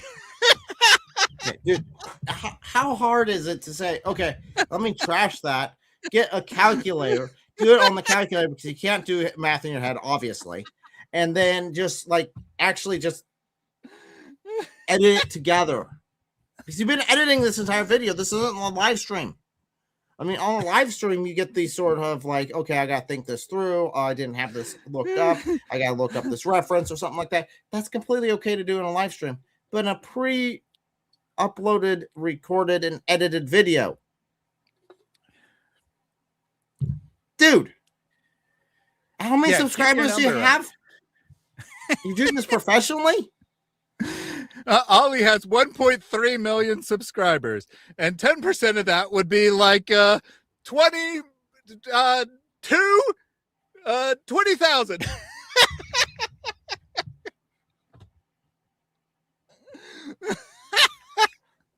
Sorry, there's these guys. There's these little nuggets we find whenever we review Ali Dawah's videos. That's he really said that. He really thought that was good enough to put into a pre-uploaded video, not a live stream, a pre-uploaded video. There's a reason why. I don't doubt that there's a reason why Ali Dawah unlists a lot of his live streams. Because you don't want to get fact checked on that stuff. Yeah, so not only did he not realize when he's editing this, not only did he not realize that he said the wrong number, he didn't mind that he said the wrong number twice before he supposedly said the correct number, which was still the wrong number. He just left it in there. mean, you literally could have just cut that entire section and not been worse for the wear. You didn't have to have it. And again, you could have just like re-recorded a section, did the right math, and been done with it. Plus, I mean, the whole idea here is a fallacy, right? So what he's trying to do is say that, 10% doesn't sound like a lot, but it's actually 20 million, apparently, actually 200 million. And so he's trying to say that that number is way too big. There aren't that many Muslims who support terrorism or whatever. Problem for him is that this is actually vastly underestimated if you look at surveys of the Muslim world, including in the West. Like even in the West, something like 30% or 40% will say that they support. They won't just say violence, of course, right? But aspects of what we would call violent Muslim terrorism when asked specific questions. But in the Islamic world, maybe not in Indonesia, which is the largest Muslim country. I'm not sure about Indonesia, but if you look at like the Gulf countries or Northern Africa, and certainly Pakistan, Afghanistan, etc., where a large number of Muslims live, you'll see support above 50%. So his idea, his little fallacy is, well, 20 million sounds like way too many to be terrorists. Yeah, most of them aren't literally terrorists. Most of them don't literally pick up a weapon and aim it at someone because, one, most don't have the opportunity. And the only people that could aim it at is other Muslims, which, to be fair, many do, right? There are more Muslim terrorist attacks against Muslims than any other group because most of the people who want to do these things live in 99% majority country. And according to Muhammad, hypocrites are at least as bad, maybe worse than unbelievers. So, of course, they do terrorist attacks against hypocritical Muslims. But again, I agree. There are not 20 million or 200 million or 25 million or 2 million or whatever number we're going with, people who have literally committed terrorist acts. There's just that many people who support the terrorist acts. Not who perform them, but support them. An issue with that is by how Sharia qualifies someone who has done jihad. Anyone that supports, even in the smallest action, someone who is committing jihad, they are participating, they are part of that. And that works in reverse as well. Anyone who helps fight against Islam in even the smallest way, even if you gave someone a sandwich that was walking down the street, you don't know what they're doing. You gave David Wood a sandwich one time, didn't know who he was, and walked away, and he ate the sandwich and then went on and destroyed Islam in some way. You have helped fight against Islam. You are now part of that. And by that qualification, there's definitely a lot more Muslims who would be supporting jihad and participating in jihad by Sharia standards. Mm-hmm. Yeah, because that's their standard.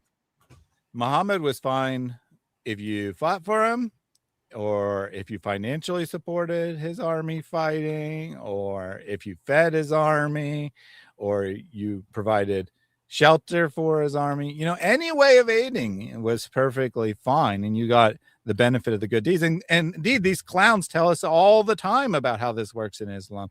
If you donate now and someone learns to pray as a result of that, every time they pray for the rest of their lives, you'll get a point on your magic ledger with Allah. So you should donate now, because your donation might help someone learn to pray, and then you'll get benefits for the rest of their life. Even after you die, you'll still collect benefits if they're alive.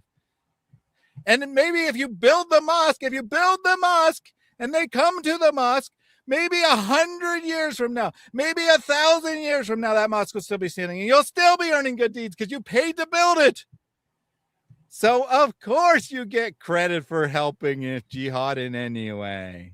That's how it works in Islam. It's all a magic point system. But you're still better off being the jihadi, because if you die while being a jihadi, you get free automatic passage to heaven. something that even Muhammad couldn't manage for himself. Yes, the magic of Islam. Million Muslims are not peaceful. Where'd you get that from? You dirtbag, where'd you get that from? Tell us, where did you get that from, bro? Where'd you get that from? Nowhere. I told you where I got that it from, hate bro. what America stands for. Yeah, Surveys. I told you where. I would get a much higher number from that based upon reading Sharia. You would get a much higher number. You'd say probably 90 to 10, if not 100%. Yeah, well, I mean, Because in if it's some true way- Muslims, right? If it's true Muslims, it's going to have to be 100%, because if you, well, no, that's not fair, because you can be ignorant, but you can't doubt. So if you actually oppose, then you would not be a true Muslim. Now, if you're just ignorant and you say, I don't know what my religion supports, but whatever it supports, I agree with, then you'd be okay. But if you said, no, I'm opposed to violent terrorist actions, then you'd be a hypocrite, and you'd be outside of Islam, and you'd be subject to being terrorized. And that's what ISIS was saying, right? They're going and saying all these Muslims are hypocrites. That's why we're conquering all these Muslim lands. Allah wants the caliphate restored and the end of these hypocritical governments that are working with the West. And lo and behold, when they entered a town, they didn't find much resistance, right? And most people, they didn't necessarily agree, but they didn't oppose it either, right? They didn't oppose it. They're just like, welcome, ISIS. Thank you for coming. Because, well, they wanted to stay alive. And so there's not really much resistance against terrorism in the Islamic world. There is some. I don't want to be completely untruthful. There are Muslims who, people who call themselves Muslims who oppose this.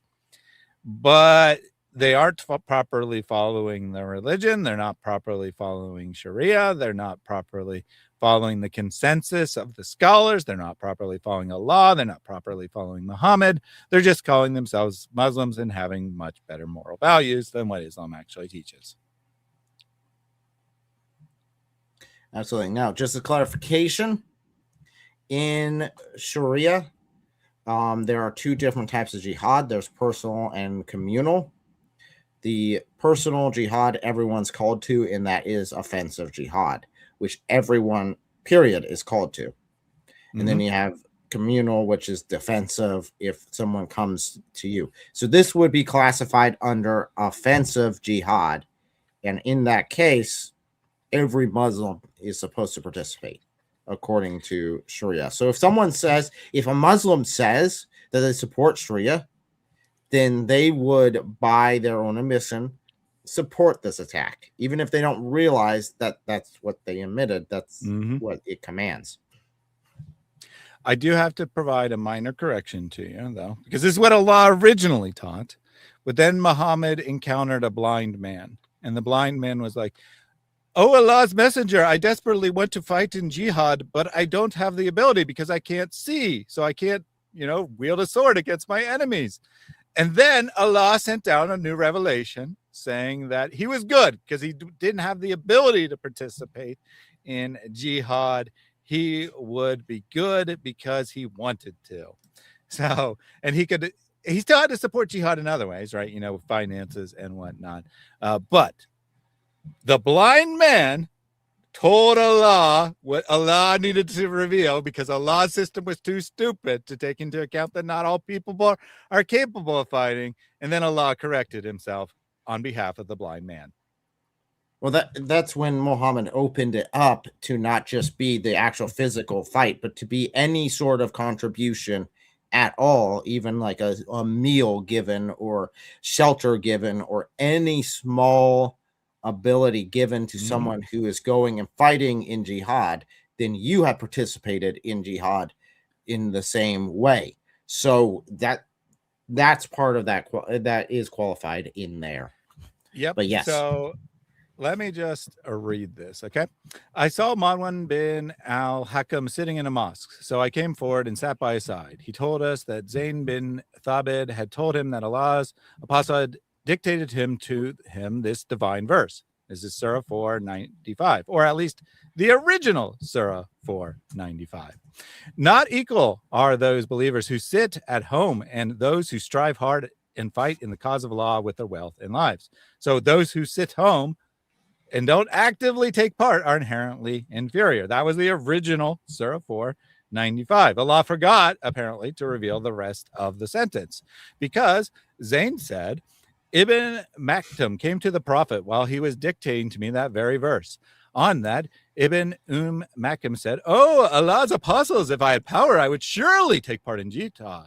He was a blind man. So Allah sent down revelation to his apostle while his thigh was on mine, and it became so heavy for me that I feared that my thigh would be broken. Very interesting image here. Then the state of the Prophet was over after Allah revealed ... except for those who are disabled by injury or are blind or are lame. So Allah forgot to reveal that there's an exception. And then a blind man said, "Oh Allah, what about me? I can't do that." And then Allah was like, "Yes, I will apparently put so much weight on Muhammad's head that's in the lap of another man for some reason that he feels like his leg is going to be crushed from the weight of Muhammad's head in his lap, that Muhammad will reveal the rest of the verse. A couple more words, literally a couple more words. Was all that weight crushing this poor guy's leg who Muhammad had rested his head in for not suspicious reasons at all, just because he was receiving revelation from Allah. This is the beauty of Islam, people. This is the beauty of Islam. When Allah forgets to reveal something, blind men come and correct Allah, and then Muhammad gets, through dramatic means, another revelation.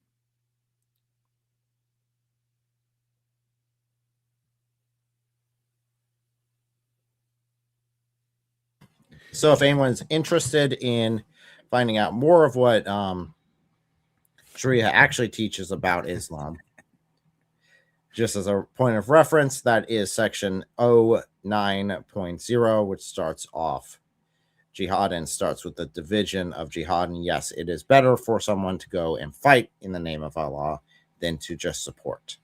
But you can't just support. That will still give you some credit. And at least fulfill that obligation if it's impossible for you to go fight. That hate the Western ideology, that hate us protecting women, us allowing women to vote, that hate the freedom of speech model that we have, that hate the Second Amendment model that we have, that hate the capitalistic society that we have. My friend, you are a... Oh, look at that. Yes. Eric probably had already seen this, but I had not. And I prophesied that he was actually talking about needing to change the laws of the country. And that is, in fact, what he was talking about. He's saying that if Australia had American-style laws, maybe things would have been different. It had nothing to do with supposedly a criticism of Islam per se. He was just saying that this guy, no matter how heroic he was, he couldn't do enough to stop it because of the shitty laws of Australia. That was his actual point. It had nothing to do with saying there's something deficient about Islam. Yep. And we all know that Mohammed Hijab and Ali Dawah hate the West's stance, definitely on freedom of speech and freedom of religion. You think they'd like freedom of gun ownership, though? I mean, they love owning guns. No. They got to make sure that no one but the people who are in power have the guns, and the people in power have to be Muslim that own the guns. Then they're completely fine. You got to get your guns Christian, from the caliph. You can't just go buy them. You got to get it. And when you go into battle, when you march and say, "I'm ready to battle," then he'll hand you your gun. But you can't just have it on a normal day, right? You got to wait till the day of battle. Absolutely. Are you a liberal or a Christian? How are you conflating democracy with Christianity? Are you stupid? Are you that? Almost like that came out of Christian nations. The current form of American American government came out of a hugely Christian movement, like it was a Christian founded nation or something like that. Just something like that. Well, I was just laughing at Ali Dawah calling someone stupid. But also, who said he was saying anything about Christianity? I'm pretty sure this is a political statement. I mean, maybe if you rewound it far enough, he would have said something about Christianity. But everything from what I've seen indicates this is a political statement. It has nothing to do with him conflating anything with Christianity, because he's not talking about Christianity. He's just talking about the politics and the goodness of the Second Amendment, in his opinion, right? That's what his point is, that if Australia had gun ownership laws similar to the United States, that maybe the situation would have been different. He didn't even say if there was a Christian there who owned a gun. I think he's implying that if the Muslim there who stopped this owned a gun, he could have done more. I don't think this has anything to do with religion at all. I think it's purely political. So why is Ali Dawah saying he's conflating things? In his mind, though, in the mindset of Islam, they're the same, because the government structure is whatever the religion is, and the religion has to be in control of the government structure. It's one and the same, because that's how Islam is set up. He doesn't understand Christianity at all. I also thought it was funny. They said, are you a liberal or a Christian? Okay, first of all, you could be a liberal and be a Christian. But second of all, That's stupid. How is gun ownership is associated with conservatives, not liberals. So I don't know why he's saying these two are in contradiction to one another. And again, freedom of speech, that should be universal. Everything he said should have been universal between the two. So yeah, it's politics. It's nothing about Christianity. Christianity democracy? My friend, Christianity opposes democracy. You've just made up this fabricated lie of Christian. The two opposites. Well, what are you talking about? When Christianity doesn't respect what do you mean freedom of they're opposites? What do you mean they're opposites? I mean, Christianity doesn't explicitly support democracy, but it's certainly not the opposite. It certainly doesn't oppose it. What is the actual teaching of the New Testament, right? To live in peace under the government, no matter what that government is, right? Because all governments, according to the Bible, including democracies, are ordained by God, that he is sovereign, he's in control, and thus, no matter what country you find yourself under, no matter what political system you live under, you should live at peace with the law to the extent that is morally possible, right? You shouldn't violate moral principles to follow the law, but to the extent that's possible, you should be a good citizen. You shouldn't oppose the government for no reason. You shouldn't fight against the government for no reason. That's the actual teaching of the Bible. It's not anti-democracy. Where in the world did you get that idea, you freaking moron? Yeah, I don't think he's going to give us the references. But we'll find out. Maybe Thou he shall does, not vote. Where? It says, if your brother or your father or your mother goes and worships another god, stone him. Kill him. Yes? What are you talking about, What bro? does that have to do with democracy? Women's rights. Okay, first of all, it's Well, not I think true. he's talking Second of about- all, what does that have to do with democracy? And again, that would be, even if that was stated, that's Torah again. So you're condemning the words of Allah again? Well, no, technically he's not condemning those words. He's actually saying we're hypocrites because we don't follow those words, and democracy doesn't follow those words. But democracy can easily have a anti-blasphemy law. In fact, many democracies that are Muslim majority countries do have anti-blasphemy laws. So I don't know why you're saying that a anti-blasphemy law or an anti-apostasy law, however you want to interpret it, is anti-democracy, because it's not. Democracy means majority rules. It doesn't mean any particular types of laws are guaranteed. I guess he's conflating the specific U.S. laws with the definition of democracy, that if you don't have the exact same laws of the United States, you're not a democracy. I don't know. It doesn't make any sense to me. Maybe. Rights. Women's rights. In your religion, in the book of Ezekiel, if I'm not mistaken, it says if a woman is raped, my friend. It doesn't. The say man anything rapes about a her. woman He being has to go and pay raped, just first of all. 50 shekels to the father, and he keeps her. Imagine you have to marry your Ezekiel. Keep her. Well, the passage that you're referring to, the concept that you're referring to is that if a man rapes a woman, then he has to be responsible for her for the remainder of her life. He's now responsible financially to support her, to pay her for the rest of his life. Yeah, That's I more think that's a strong beneficial to the deterrent woman. against rape, personally. I think that's now they want to and this isn't just Ollie. Well, first of all, I thought it was hilarious that he says it's in Ezekiel. I have no idea why in the world he said that. It's obviously part of the Mosaic Law, which is not found in Ezekiel. But in any case, it's not just him. Liberals will say the same thing, that this verse commands people to marry their rapists or something, but they're ignoring the financial reality, right? They're ignoring the circumstances. The man not only is forced to pay this bride price, this fine and support her, but he also is forbidden from divorcing her, right? He's forbidden from casting her away. Now, it doesn't mean she's forbidden from breaking the relationship. It just means he's forbidden from breaking the relationship. Why? Because it's the consequence of the action that he took, right? He took an action that violated a woman's sexuality, violated the natural order, and this could be a consensual act, by the way, right? The imposing the word rape in the modern definition on it onto the text is not really justified.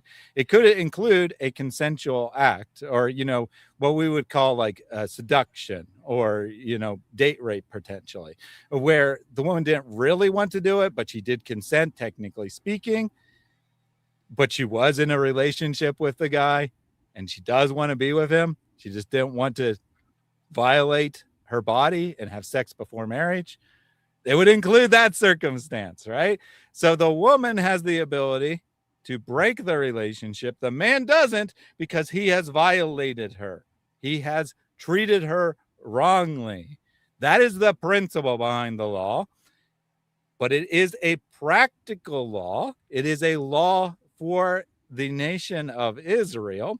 It is acknowledging the sinful state of the world, the fallen state of the world, and saying, what do we do in response to sin? Right? It's not saying that the sinful act was not sinful. It's saying, what do we do in response to the sin? What is the penalty for committing that sin? So to say that this is somehow justifying something is utter nonsense. It's to totally misunderstand the purpose of the law. And as Christians will say, I think often too quickly, because they want to just dismiss it without actually understanding the issues that are involved, because there is actually a real issue if God is commanding an immoral law in the Old Testament. So you do have to actually understand how the law is moral, right? How the law is justified, which is why I went to that explanation. But as Christians will point out, we are not under the Mosaic law, right? We are not part of the nation state of Israel, and we certainly are not part of the priestly class. So the ceremonial laws don't apply to us, and the civil laws don't apply to us. Can we model our governments after those civil laws? Absolutely, right? They did have a purpose. They are good. There might be a purpose to structure our society after that, but we're not obligated to.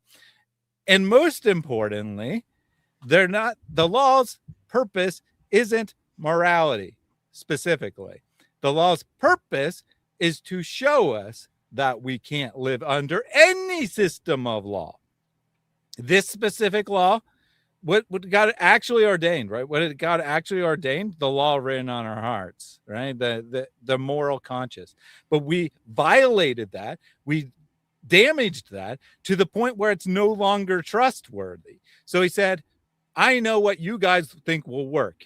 If I give you a set of laws to follow, and so you could say, oh, just follow, give us the rules, give us all the rules. And this is appealing even to Christians today, right? Christians will say, give me all the rules I need to follow so I can have a list. And no, but that's not how God actually works. That's not how morality actually works. The real world is complex. It's not black and white. There's not just situations where it's always immediately obvious what the right thing to do is. And we're told to reason it through, pray it through, talk to people no more knowledgeable about us, come to the right decision about a matter. We're called to actually take responsibility and not just follow a list. But God gives us a list because he knows we want a list.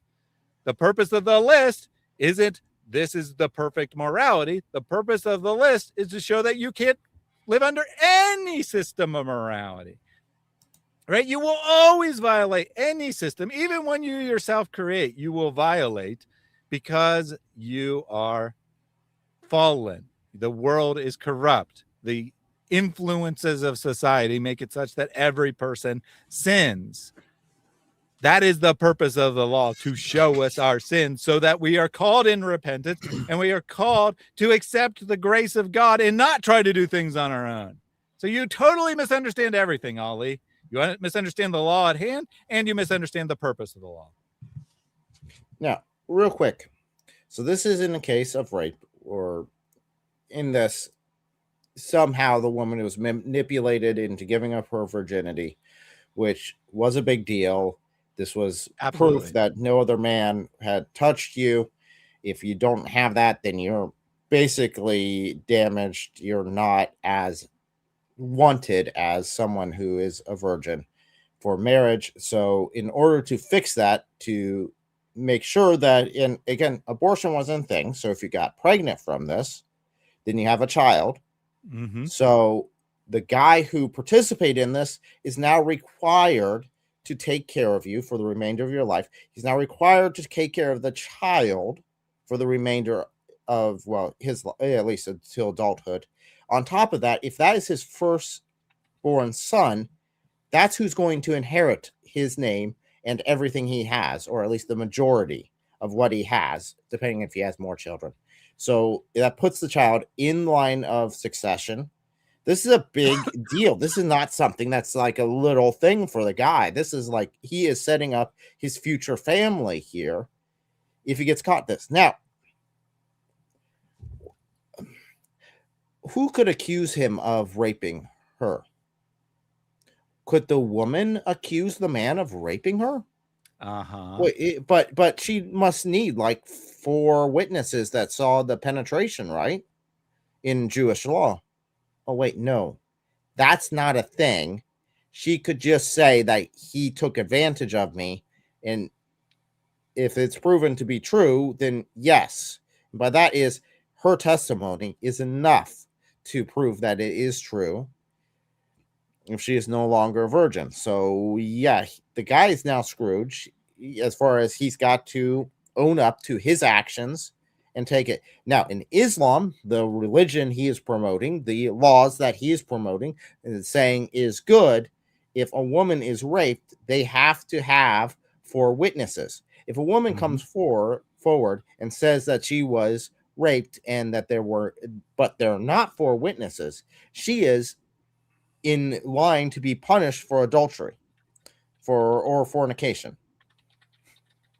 Which, guess what? That's stoning. For her to be stoned to death for it. Yeah, okay, let's see here. Let's actually compare apples to apples. No, try to hide behind only showing half of the story. Rapist. Woman's right, yeah? The woman, when she's in childbirth, she suffers the pain that Eve done. You dirtbag. We're talking about woman's right. You flipping coward. Whoa. He just accused God. He just condemned God again. Because she has pain during childbirth. Yeah. So, I mean, the Bible does say that a woman's pain in childbirth will be multiplied as a consequence of the fall. But it also says that men will toil in the fields, right? That men will backbreaking labor in the fields as a result of the fall. What is the actual consequence here, right? The world is broken. Creation itself is fundamentally damaged by man's rebellion against God, mankind's rebellion against God. The world is fundamentally damaged. Sin has consequences. Sin is not just arbitrary. God doesn't just arbitrarily say that some things are sin and other things are not. I know that's the way it works in Islam, but it's not the way it works in reality. The things that God calls sinful damage us. They damage the world. They break creation. But here's the thing, Ali. Under the new covenant, under Jesus, under the saving blood of Jesus, the damage is undone. And what has the medical reality been, right? What is the medical reality? From Christians, I might add, right? All of the important scientific advances, medical advances, almost 100% coming from Christians. Women no longer experience massive pain in childbirth the way that they did 2,000 years ago. I'm not suggesting that women don't experience pain during childbirth.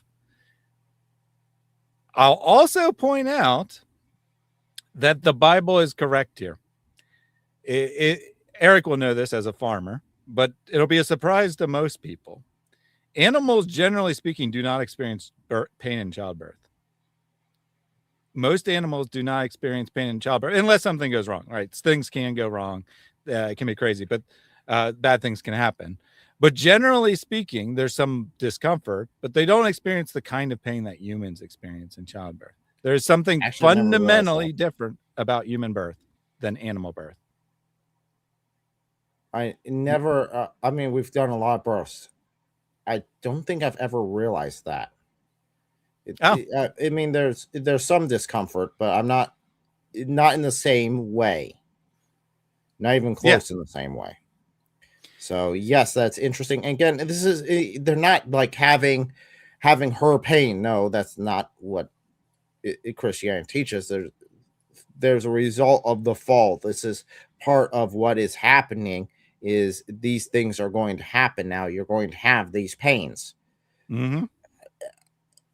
I do remember that this is coming from the same. And again, the pain itself, does that condemn us? It condemn women to hell?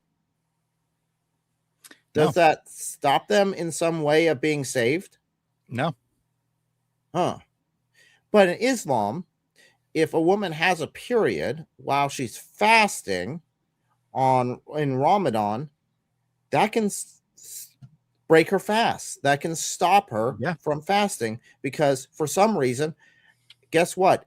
A period in Islam is somehow sinful, and it can stop your prayers. It can stop your fasting.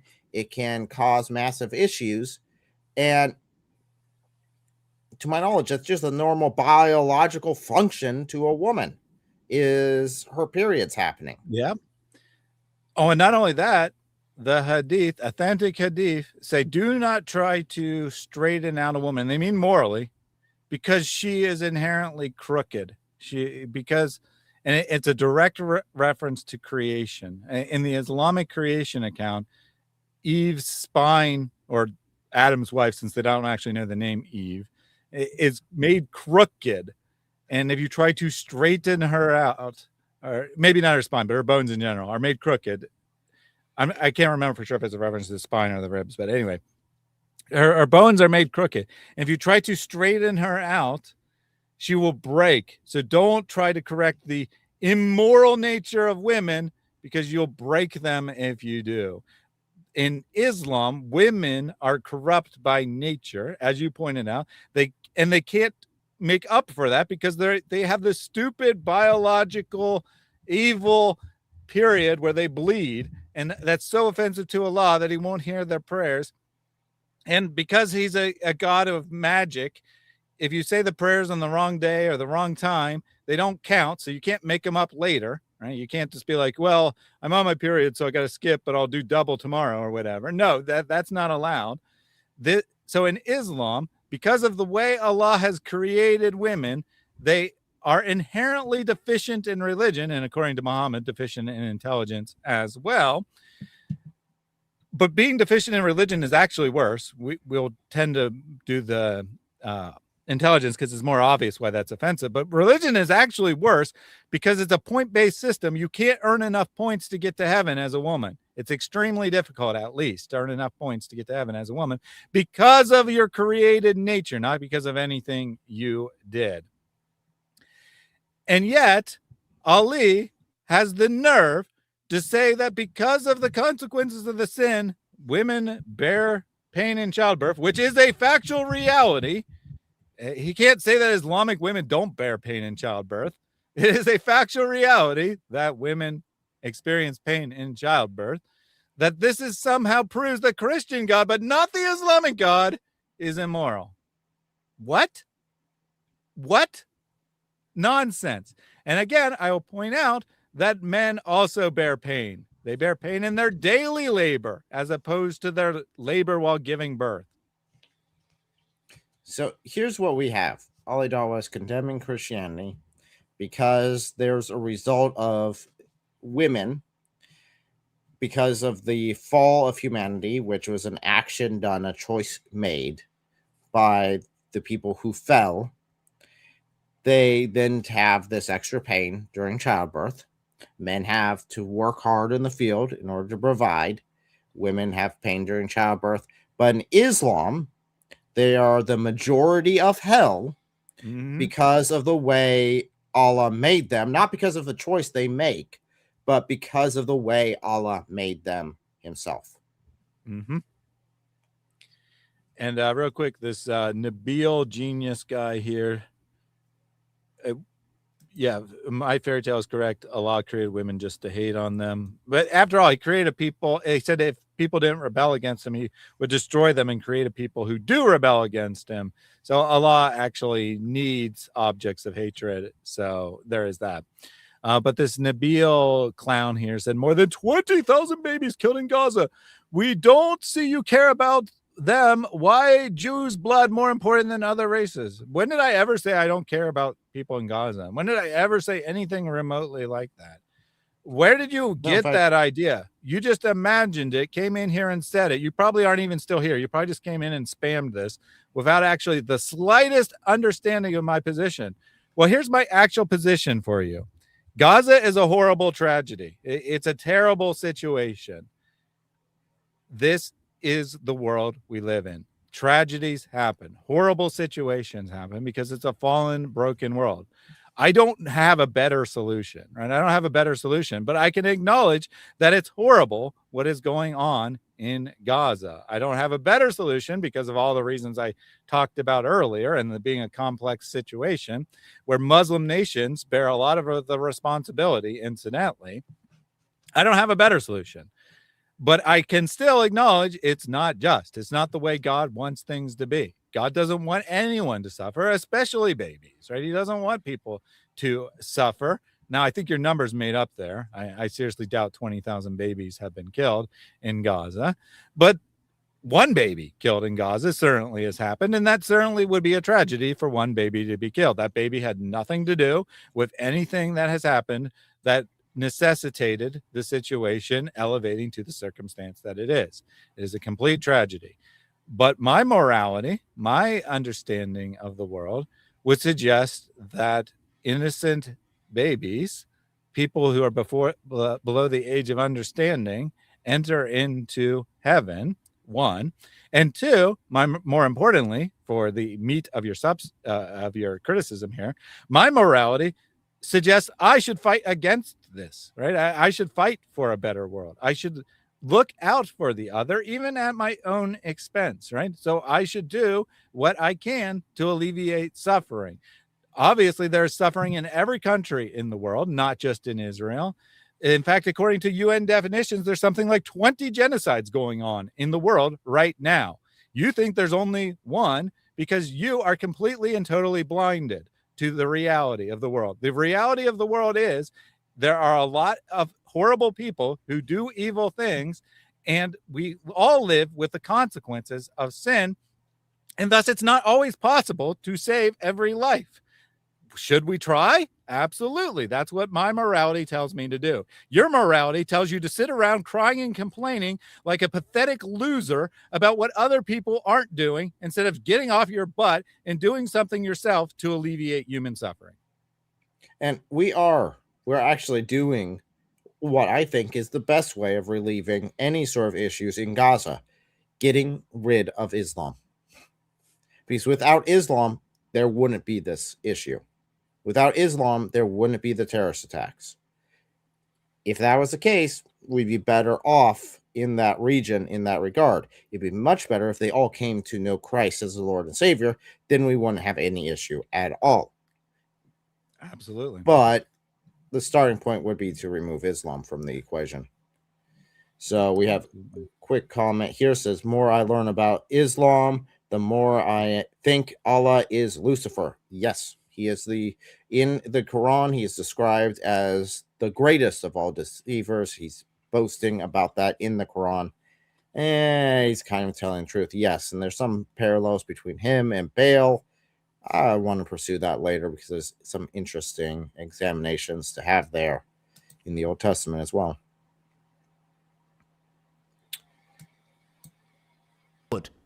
And we have to sit on the sidelines and be worried about being called Islamophobic? Really?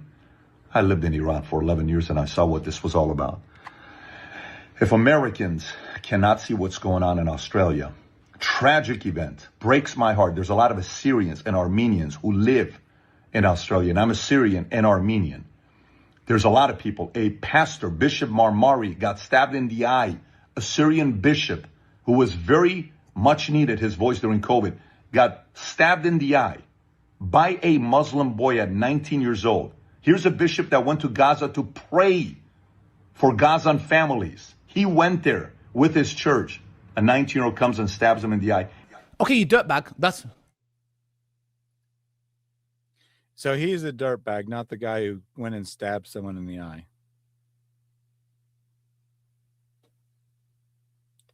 Eric might be frozen. or potentially I could be, but since he froze earlier, I'm going to just assume that he is frozen here. Yes. So the speaker is a dirtbag because he talks about an incident, and the guy who committed the incident is definitely not the dirtbag, right? So some crazy lunatic, good Orthodox Muslim, both could be true, goes and stabs a bishop in the eye. Actually, I think he did violate Islam because he's probably, under jizya protection. He probably shouldn't have been stabbed according to Islam, I would guess. Right, because he said this was in Syria. Probably should have actually been under protection. But you know what the penalty for violating a jizya protection is? Nothing. A finger wagging. Oh, you shouldn't have done that. That's bad. So yeah, he did the least offensive thing that carries no penalty whatsoever. And we're dirtbags for mentioning this is what Islam motivates people to do. Exactly. Now, you guys might remember that event because that was the event that I then proceeded to stab the Quran, the same number that they stabbed him. So there was that. But yeah, so he got stabbed, and the speaker's a dirtbag for saying this. Not sure why. what about all the Jews that have been under persecution? The Jews are persecuting the Christians when they've attacked your church. Tu quoque fallacy. Tu quoque fallacy. Well, you're a dirtbag because you mentioned him being stabbed in the eye, but you didn't talk about other things. You got problems too, which the speaker's not a Jew, so I don't know why that would be his problem anyway. But no, Ollie, that's not how it works. You don't have to mention every wrong thing that's ever happened in the history of the world in order to be able to say something is a wrong thing. That's not how it works. Yeah. Not at all. And again, even then, I'm getting lost by who the bad guy is, because originally it was the Jews needed the Muslims protection, and that's good, but now it's like, well, what about all the Jews that are attacking you guys? So I can't keep track of who's supposed to be the good guys. Keeps flip-flopping. Yes, when they are spitting at Christians. Why don't you talk about that, bro? Why don't you talk about that? Their religion tells them that they need to execute you pagan worshippers. Yes, in Islam, you're under our protection. Oh my gosh. It was bad enough when it was just whataboutism. But stabbing someone multiple times, well, what about people spitting on other people? Which isn't even one true, event broadly speaking. that happened. Right? There are a tiny, tiny minority of Jews who will spit on Christians in Israel. However, it's like, a fraction of 1%. And I'm sorry, but I'd much rather be spat on than stabbed. Are you insane? How are these equivalent? Yeah, spitting, I can live pretty comfortably with being spat on, even if it's every day. Getting stabbed every day, not so much. That might be quite tragic to my health. Yeah. If I have the choice of being stabbed once or being spat on every day, I'm going to choose spat on every day. I'm not a fan of being stabbed personally, especially not in the eye. Right? I suppose in the heart would be worse because that'd be certain death. But other than that, you know, the eye is like one of the places I'd least want to be stabbed in. You pay the jizya and you are under our protection. In their religion, they have to execute you. A Jew can pray in a mosque, not in a church though. They despise you. What does that have to do with anything? What? What does that have to do with anything? Okay. Wait. Now Jews can't pray in. Yes, they can pray in churches. Unless you're saying by Jewish law. There's something in the Jewish law that Ali is forbids referring to is the opinion of certain medieval rabbis who said that Jews cannot pray in churches, but can pray in mosques. So if this opinion exists, does it have any effect on anyone in the modern world? No. Jews aren't going to mosques to pray. They have their own buildings they pray in, right? Plus, you can pray on the street, in your own home. You know, you can pray all kinds of places. No one is being like, oh, I need to go to the mosque to pray because my only options are literally anywhere else or the mosque. So I guess, because that one, literally anywhere else except for that church or that mosque, I guess I'll choose the mosque rather than in my own home, or the street, the synagogue. It has no effect on anyone, nor does it have anything to do with his argument. It literally has nothing to do with anything. He just said it for no reason. It has no connection to anything else said in this. Stupid. You're a coward. You are a fraud. And he still forgave him because our religion of Christianity believes in that. Yes, religion of Christianity believes in that. Yes, to another Shigeh. We've seen what the Crusaders done when the Crusaders, at one moment, they were cannibals, man. They were eating people alive. Yes? When they took over Jerusalem. They were not eating people alive at all. This is complete garbage. Was there a time during a siege that there might have been cannibalism involved? Sure. But again, Islam has no issue with that. It's not forbidden. I don't. Even like the extremely rare human tribes that practiced cannibalism, I'm not aware of anyone who has ever practiced eating people alive, right? Even the rare tribes that practice eating dead people didn't eat people alive. What in the world is he smoking? This is just utter nonsense. You're right, because his accusation isn't just that they performed cannibalism. It is that they were eating people while they're still living. They're there gnawing on their leg. It's like that did not happen.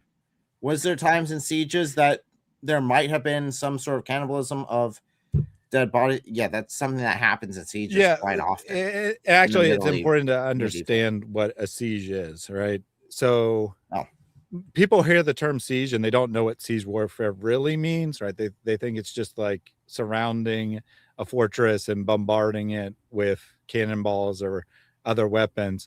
What siege warfare is an attempt to starve people out, right? To blockade the city, the protected city, rather than doing the hard thing and, you know, trying to conquer their defenses, you just form a blockade around it and starve the people to death to where they eventually give up. So yeah, when you're facing starvation, there is a possibility that you'll resort to cannibalism rather than starve to death.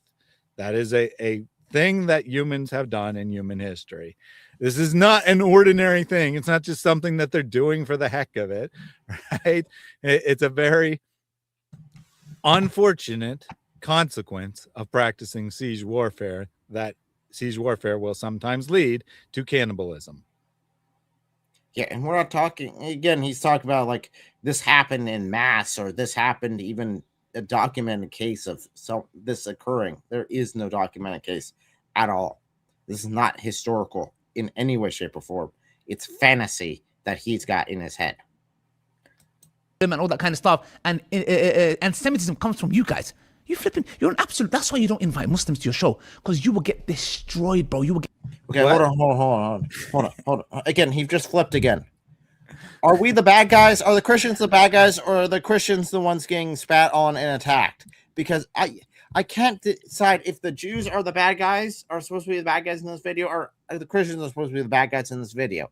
Because Ali Dawah keeps flopping. I can't keep track.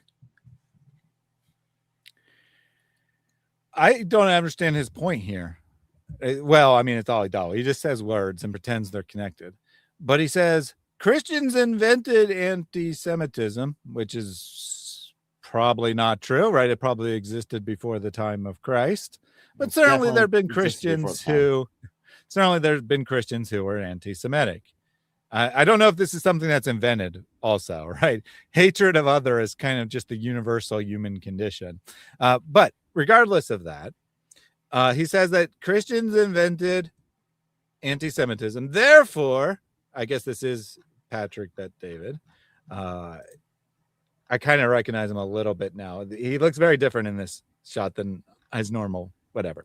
Anyway, you won't have Muslims on your show, even though he has had Muslims on his show in the past, by the way, because Christians invented anti-Semitism. How does those two things have anything to do with it? That would be maybe a reason why he wouldn't have Jews on his show. But what would that have anything to do with Muslims? Doesn't. You won't have Muslims on because you hate the Jews and we also hate the Jews. What? What is that? That makes no sense whatsoever. Get dismantled. You will get annihilated intellectually. You intellectual midget. You're a coward. Yeah. We're supposed to sit in America, think it's okay with what's going on in Dearborn and Somalia, and Governor Tim Walz has the audacity. Anyway, I don't want to listen to this bastard anymore. He's a bastard. That's what he is in that matter. You can even see that, bro. He doesn't want to Yeah, that's it. He just lost it. It's, God. Dearborn, run away. I don't want to hear what's happening in Dearborn. I don't want my audience to know what's happening in Dearborn because, they might not like it. Yeah, very Sister, strange. subhanAllah. Anyway, It just frustrates me. I don't want to hear any more of this bastard. And again, this is an edited video. Why did he play that? Why not cut it off before he starts saying the part that you don't want people to hear? You could have just cut it off, said, okay, we're done here. That was his main points. We're ready to continue on. Anything like that could have been an easy transition. So here's my final thoughts on his main Ali points Dawah here. is the most clueless YouTuber imaginable. And he has the audacity to call other people intellectual midgets. Right? This guy who can't figure out what a triangle and a square are. This guy who would fail kindergarten. He has the audacity to call other people intellectual midgets because he thinks that that's like some grand insult. You'd be destroyed if you let me on your program. I'd lecture you about impossible existence being a type of existence, and you'd be destroyed. You'd be humiliated. I just want to know if he was allowed on, would he bring a kid's toy again to try to prove his point? Yeah, this is a guy, right? Okay, so this is important to realize. This is not a guy who just like randomly came up with a bad argument on the spot against God logic. This is a guy who planned this. When knew God logic was coming to London, said, this is my grand plan to humiliate the Christians. What I'll do, I'll go to the store and I'll find a children's toy and I'll buy that toy and I'll bring it to Speaker's Corner. And then I'll say that God is equivalent to a children's toy. And if your God can't be explained by this children's toy, then your God doesn't exist. Because my God absolutely is as sophisticated as a children's toy.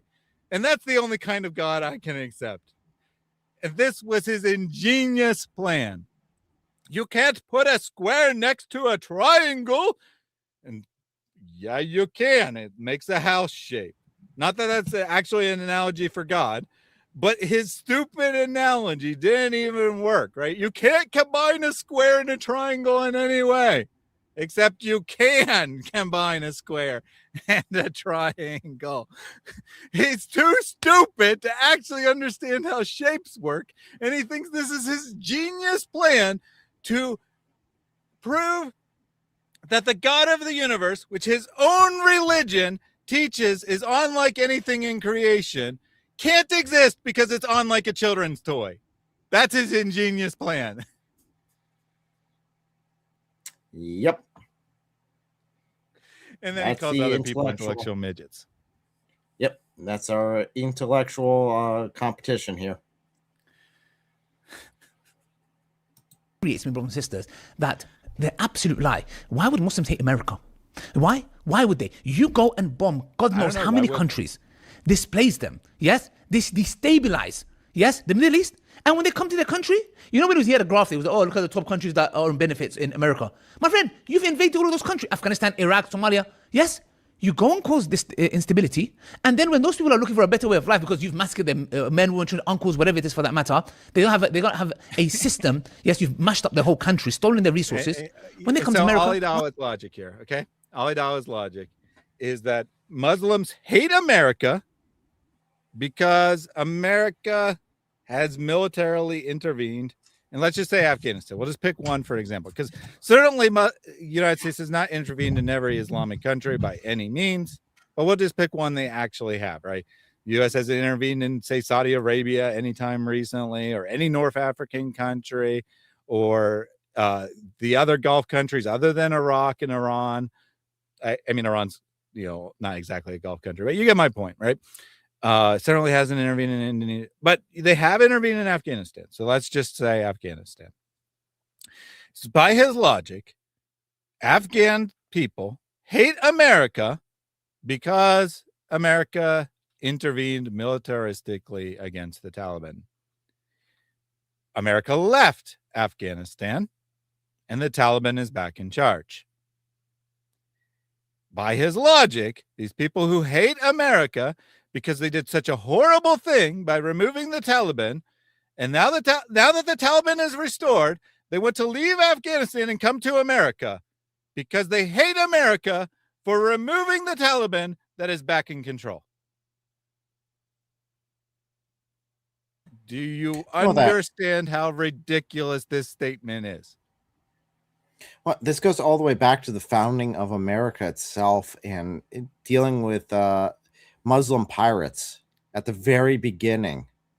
It's like no, we weren't the first ones. You guys attacked us. You guys started this thing.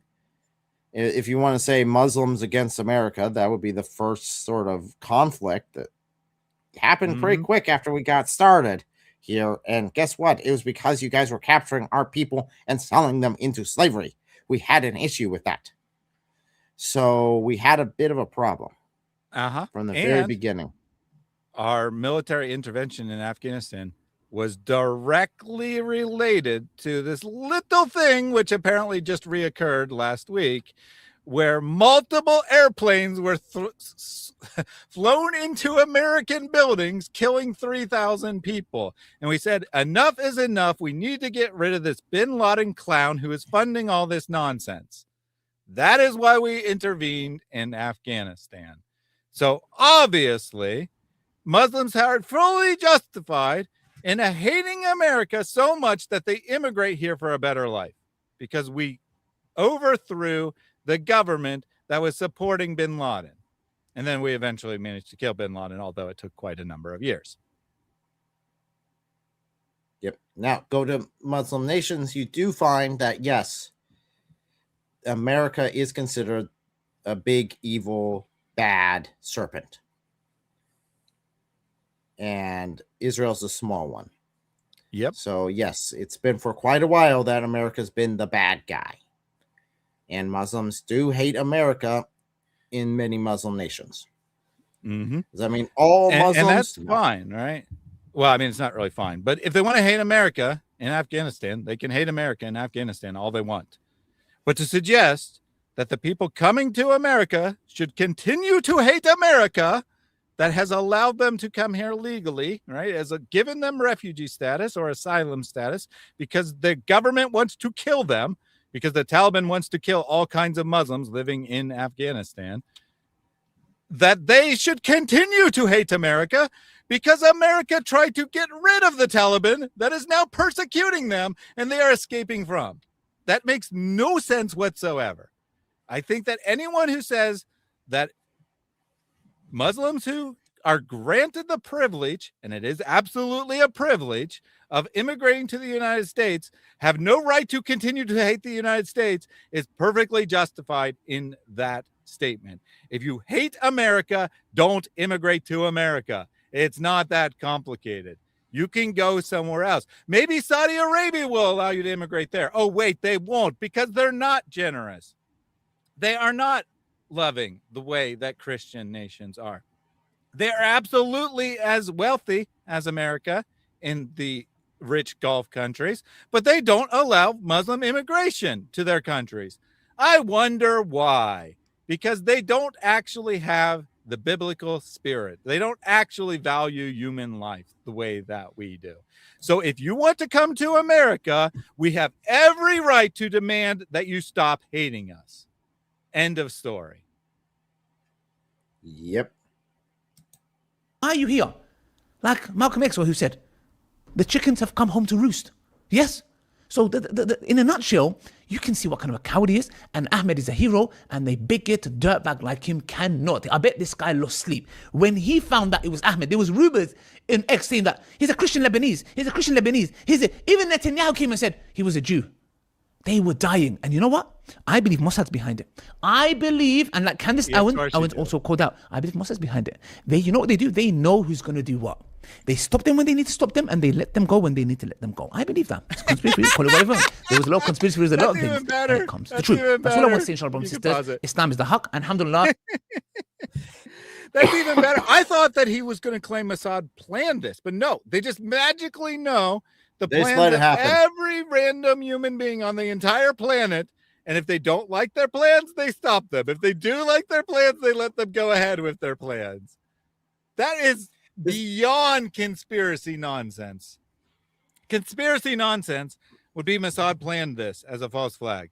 But Ali believes that they magically know what's in everyone's mind and choose who they let exercise their free will. Other people, they stop them. What the heck is wrong with this freaking moron? If Israel is that powerful, why don't they just wipe Muslims off the planet? Or at least the Gulf countries that hate them. Iran, for example, right? Iran's supposedly their greatest enemy. Why don't they just wipe Iran off the map? If they're that powerful, that they can just read people's minds and then prevent them from doing things if they don't like it. How come they didn't prevent Iran from launching all those missiles at Israel 6 months ago or whatever that was? Huh? Why didn't they do that? Why didn't they use their magic brainwashing powers to prevent the Iranian government from launching those missiles? Well, I mean, that's what I was saying earlier. It was like they have this two-sided view of Israel. They're either the most incompetent people ever, bumbling around, can't even handle the people that are on their own border, or they are this powerful godlike character that can infiltrate everything and do everything at once, omnipowerful, able to influence nations, thousands of times its own size. That's what's at. They've got God complex with Israel. Apparently. Or maybe complex because they're the ant to Israel being God. So I think that's enough of Ali Dawah. He's blown my brain enough. I definitely feel like I have a lower IQ because I've watched Ali Dawah and Daniel Kikachu. He really is the low IQ apologist there. So I do want to say one other thing. I apparently am a prophet here because I have not watched any of this. And when I made my community post announcing this stream, I said, if you want to watch me melt down over Ali Dawah's unique brand of hatred and stupidity, tune in live in 1 hour. And I think that probably definitely qualifies as a meltdown on my part, because I started off calm and by the end I was just ranting because this guy is such a lunatic. Oh my goodness gracious. I'm crashing out here, people. Hey, these are their intellectual elite. These are the people that are at the top of their intellectual pile up. And this is the best they can do. Oy. Yeah, that was really something. My brain hurts. Thanks. Thank you to everyone in the chat that actually survived that with us. If you've made it to this far in the video, you deserve a thumbs up because that took some endurance. Thank you very much for sticking with us. Now, we'll be back actually tomorrow, right? But Yes. this time on your channel. Yep. About 12 hours from now, we'll be live on my channel. I was sent a video that is called Muslim Marriage Predators. It's a long video. It contains a number of stories reflecting the widespread attitude within the Dawah community, specifically those doing Dawah, who believe that they have the right to unlimited access to women's bodies, essentially. Of course, they do it Islamically, where they marry them for a weekend or whatever. But they'll go to a city where they're doing a talk, and because they are disgusting, perverted men, they can't go 5 days without having sex, and they didn't bring their wives along, so they need to marry a girl in that city so that they can have sex over the coming days. So we'll be taking one of the stories from that video and reacting to it, possibly more in the future, but it is a very long video. We can't watch the whole thing. So we'll just be listening to one of the stories tomorrow. That's going to be very interesting. Definitely in light of the new video that Daniel Hikikachu had just put out today. Actually, it was a live stream with him and his wife talking about marriage. Ooh. And they are advertising a marriage retreat that they have coming up. Uh-oh. Yeah. That's a little disturbing. That is a little disturbing, considering this is Daniel, the guy who's joking with Muhammad Hijab and coaxing Muhammad Hijab to reveal the secrets of the Dawah community, how they all are taking secret wives. They all are, let's be honest here, basically having prostitutes. And that's the reality. They might call it a marriage, but it is an exchange of financial resources for sex. That is, by definition, prostitution, because these marriages are lasting a week, right? And according to Muhammad Hijab, and Daniel thinks this is the greatest thing ever. He thinks that American law is horrible because it would discourage this behavior. I'm sure it occurs in America as well, but American law at least discourages it to a degree. That 85% of da'is have engaged in this kind of casual sex for money relationship. He says does polygamy, but let's be honest, these second, third, fourth wives are not real wives. To the extent that the first wife is somewhat a real wife, I'll give them that.